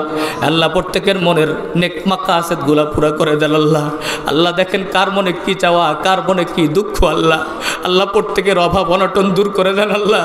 আল্লাহ রিজিকের মধ্যে বারাকাত দান করেন আল্লাহ। যাদের চাকরি দরকার একটা চাকরির ব্যবস্থা করে দেন আল্লাহ। আল্লাহ ব্যবসা বাণিজ্যে কাজকর্মের মধ্যে আপনি বারাকাত দান করেন আল্লাহ রাব্বুল আলামিন। প্রত্যেকটা পরিবারকে আপনি হালাল ইনকাম দিয়ে সমৃদ্ধ করে দেন আল্লাহ। আল্লাহ যারা অসুস্থ আছে আল্লাহ সবাইকে শেফায়ে কুল্লিয়া আজেলা দান করে দেন আল্লাহ। কঠিন কঠিন রোগ থেকে আল্লাহ আমাদের সবাইকে হেফাজত করে দিয়েন আল্লাহ। আল্লাহ এলাকার উপরে আপনি খাস রহমত নাজিল করেন আল্লাহ। আল্লাহ কিয়ামত পর্যন্ত আল্লাহ একদল মানুষ তৈরি করে দেন যারা এই সুন্দর তাফসীরুল কোরআনের মেলা বসাইতে পারে আল্লাহ। আপনি এমন একদল মানুষ তৈরি করে দেন আল্লাহ, এলাকায় মাহফিলটা খানাকে কিয়ামত পর্যন্ত আপনি কবুল করে নেন আল্লাহ। রব্বানা তাকাব্বাল মিন্না ইন্নাকা আনতাস সামিউল আলিম ওয়া তুব আলাইনা ইন্নাকা আনতাত তাওয়াবুর রহিম। রব্বুল আলামিন আল্লাহ বাংলার জমিনটাকে ইসলামের জন্য কবুল করে নেন আল্লাহ। আল্লাহ বাংলাদেশে কোরআনের রাজ, কোরআনের হুকুমত প্রতিষ্ঠা করে দেন আল্লাহ রব্বুল আলামিন। আল্লাহ তাআলা যাদের কন্যাদায়গ্রস্ত সৎপাত্রের ব্যবস্থা করে দেন আল্লাহ রব্বুল আলামিন। মা বোনদের অনেকের সন্তান যাদের হয় না আল্লাহ আপনার কুদরত দিয়ে একটা নেককার সন্তানের ব্যবস্থা করে দেন আল্লাহ। সুবহান রাব্বিকা রাব্বিল ইজ্জাতি আম্মা ইয়াসিফুন ওয়া সালামুন আলাল মুরসালিন আলহামদুলিল্লাহি রাব্বিল আলামিন। আল্লাহ এলাকার প্রত্যেকটা মানুষের জন্য আমার কলিজা দিয়ে ভালোবাসা আল্লাহ, সবার জন্য তোমার ফরিয়াদ, তোমার দরবারে ফরিয়াদ করি আল্লাহ। আল্লাহ প্রত্যেককে তোমার কুদরতি ছায়ার নিচে আশ্রয় দান করো আল্লাহ। সুবহান রাব্বিকা রাব্বিল ইজ্জাতি আম্মা ইয়াসিফুন ওয়া সালামুন আলাল মুরসালিন আলহামদুলিল্লাহি রাব্বিল আলামিন বিহাক্কি কালিমায়ে তাইয়্যিবা লা ইলাহা ইল্লাল্লাহু মুহাম্মাদুর রাসূলুল্লাহ সাল্লাল্লাহু আলাইহি ওয়াসাল্লাম।